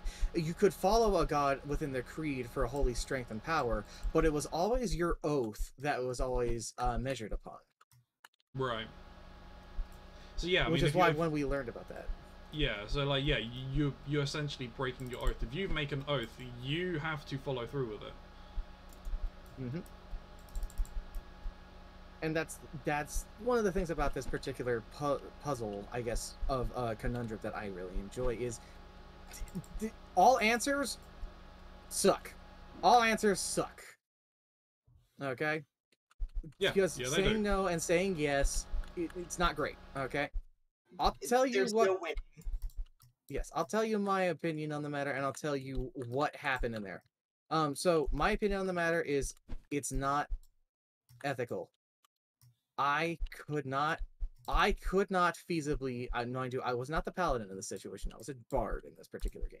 I could not possibly bring myself to kill something for the nature of it's still young. It could become good. Maybe they are evil by nature, but I will not cast that judgment on something so young. I can't do that. I can't bring myself, and you can't make me. For our paladin friend, D&D, it's slow, and yet it's fast at the same time. One action, and the span of a combat round is about 5 to 6 seconds. Okay? You have 5 to 6 seconds to decide your next move, what you're going to say, what you're going to do. 1, 2, 3, 4, 5. Time's up. All right. Our paladin friend in this case decided to not go ahead and do with it, damn the gods or what have you. He could not lawfully bring himself to kill a baby. And thankfully the gods agreed in this particular nature because of one simple fact of the fact that in this case, the gods deemed it that the babies hadn't done anything evil yet. Therefore, their alignment didn't exist. As soon as they grew up and started killing things, well, now they're evil creatures. And the possible repercussions of not taking care of them at that time could have been something that was explored. But that's kind of the thing about that question, and the way that everybody approached it is fantastic. I do want to say to each and every one of you, you are all correct. and you are also very brave for saying what you did for each its stance. I would Okay. also just add to that I think partially as well, it's a bit subjective because you think they're evil, but they think that you're evil, and everyone. Oh, It yeah, depends what yeah. level of evil you're casting as evil. Forest. So it's all a bit messy. It's all a bit messy. It's all a bit terrible, and it's kind of the reason why alignments suck. I'm very grateful that Wizards decided in 5e that like alignments were not like rock solid and could not be veered out of for actions. Well, you could always veer out of your alignment for actions. It just would actually... I mean, it's very rare for a DM to actually, like, act upon it, but the DM would be totally within their purview to, like, slowly start changing your alignment. Yeah. I mean, it's one thing if you're, like, consistently doing something that's, like, evil, but you say you're a good aligned character. Yeah. It's another if you say you're a good aligned character and you have a moral quandary and you decide to do something that would go against your morals normally, but given all of the context, you made the most good moral choice you could in the moment. Yeah. Or make the bad one. Or make the bad one. Let characters make bad decisions. Isn't it more interesting when the hero has to do something terrible? Don't get me wrong, I prefer the stories where there's a happy ending. However, the moral conundrum that comes up when a character might have to do something absolutely evil just to get the job done is always fascinating. Am I the villain? Counter thought of that, of someone thinking they were doing something, well, they thought they were doing something kind of evil, but they thought it wasn't evil to get the job done. See, I usually see that posed as the very engaging villain sort of archetype with that, of they acknowledge what they're doing is basically an ends justifies the means sort of thing, but they don't believe that they're evil. Thanos. Thanos, a few other villains that I can't remember off the top of my head right now, but yeah, Thanos is a very good example of that. Because he did what he thought would be best for the entire universe, even though it's not something he particularly wanted. Yeah, and it's not something people judge as being correct.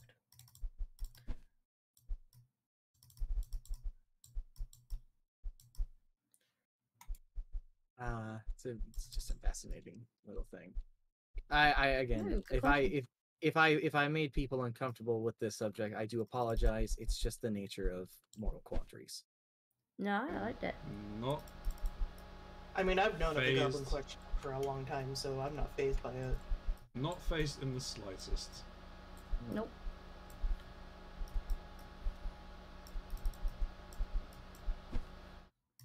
I mean, that's the thing about quandaries, is they're quandaries for a reason, aren't they? Exactly. When you finally actually find those moral situations where you have to think about your next move very carefully, that is some top-notch storytelling. If two men were on the moon and one killed the other with a rock, would that be fucked up or what? Why you kill him? Yeah. That's it. That's the end of the question. It's just a meme. I just think it's funny. He slept with his wife. Oh shit. You slept with the moon. Oh shit. No, he slept with the moon. What an asshole. He deserved it. Had it coming. No one Arguably, violated it was my the moon moon like killed that. him, 'cause who says it wasn't a moon rock? That's no moon. That's no.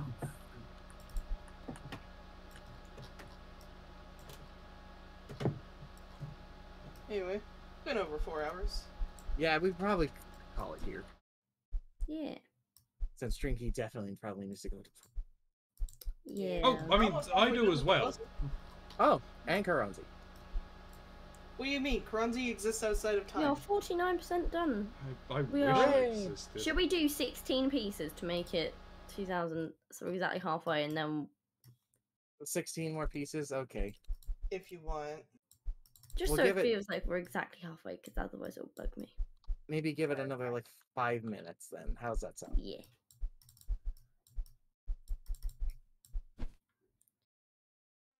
Let's think of something fun to talk about for 5 minutes as a palate cleanser. Well, there's the next question, which seems like a pretty simple one. Dark milk or white chocolate? Dark chocolate.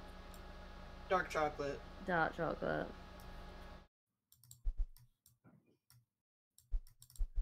Easy.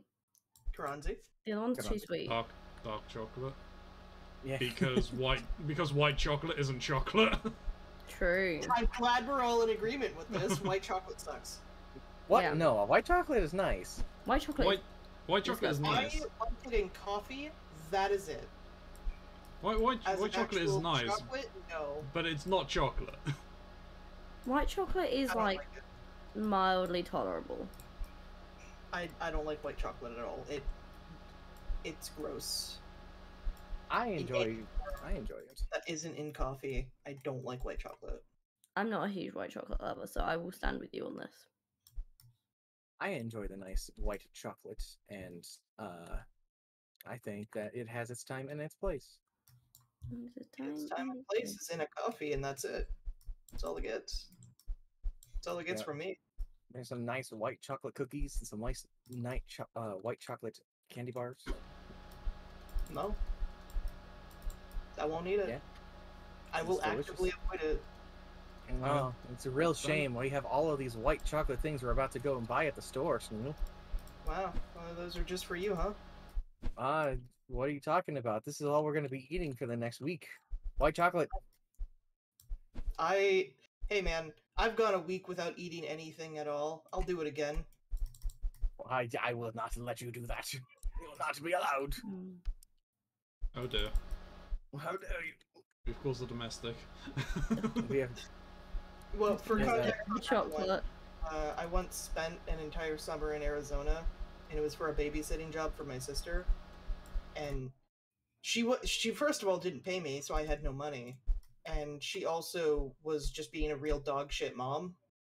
So she wasn't buying enough food to feed all the kids, plus me, plus herself and her boyfriend at the time. So guess who decided to just skip eating for a while in order to feed like 4 children? Oof. This guy. Yeah, at one point I woke up with like incredibly horrible stomach pain, and I couldn't figure out why. And I took like Pepto-Bismol and immediately threw it up. And I was messaging Shy Guy about it, like freaking out, because like, oh god, I don't know what's wrong with me. I don't know if I need to go to the doctor or whatever. He's like, it's fine. Like, try and like eat some toast or something. Like, just try to eat something small. And the second I ate just one piece of toast, the pain went away, and I realized, oh, I was starving. Mm. Ever Mhm. since then, I don't really feel hunger. and I am constantly on them to make sure that they eat. Yeah, Yeah. 5 more pieces. But it does say we're 50% complete. Yay. Hooray! We I'm need to gonna do put 4 this. more pieces. Yep, 4 more. I'll put a piece there. We were, but Trinky wanted to go for a little bit more. They I wanted an wanted to even hit number. the exact 50%. My brain needed. 2 more pieces.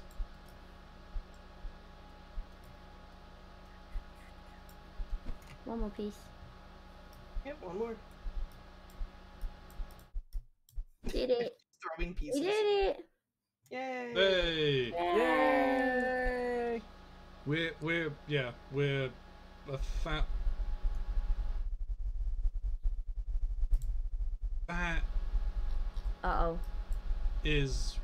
Oh my god, I hear it. I just hear it. Apparently, you have done. Oh, that's 900. That's connection. Pieces connected. 970. Oh, God. 997. Oh god damn it. 25% of the puzzle. Got you guys. Oh Alright. dear. Why? Why? Who did that? That's Mox. Chaos, like chaos, it. chaos.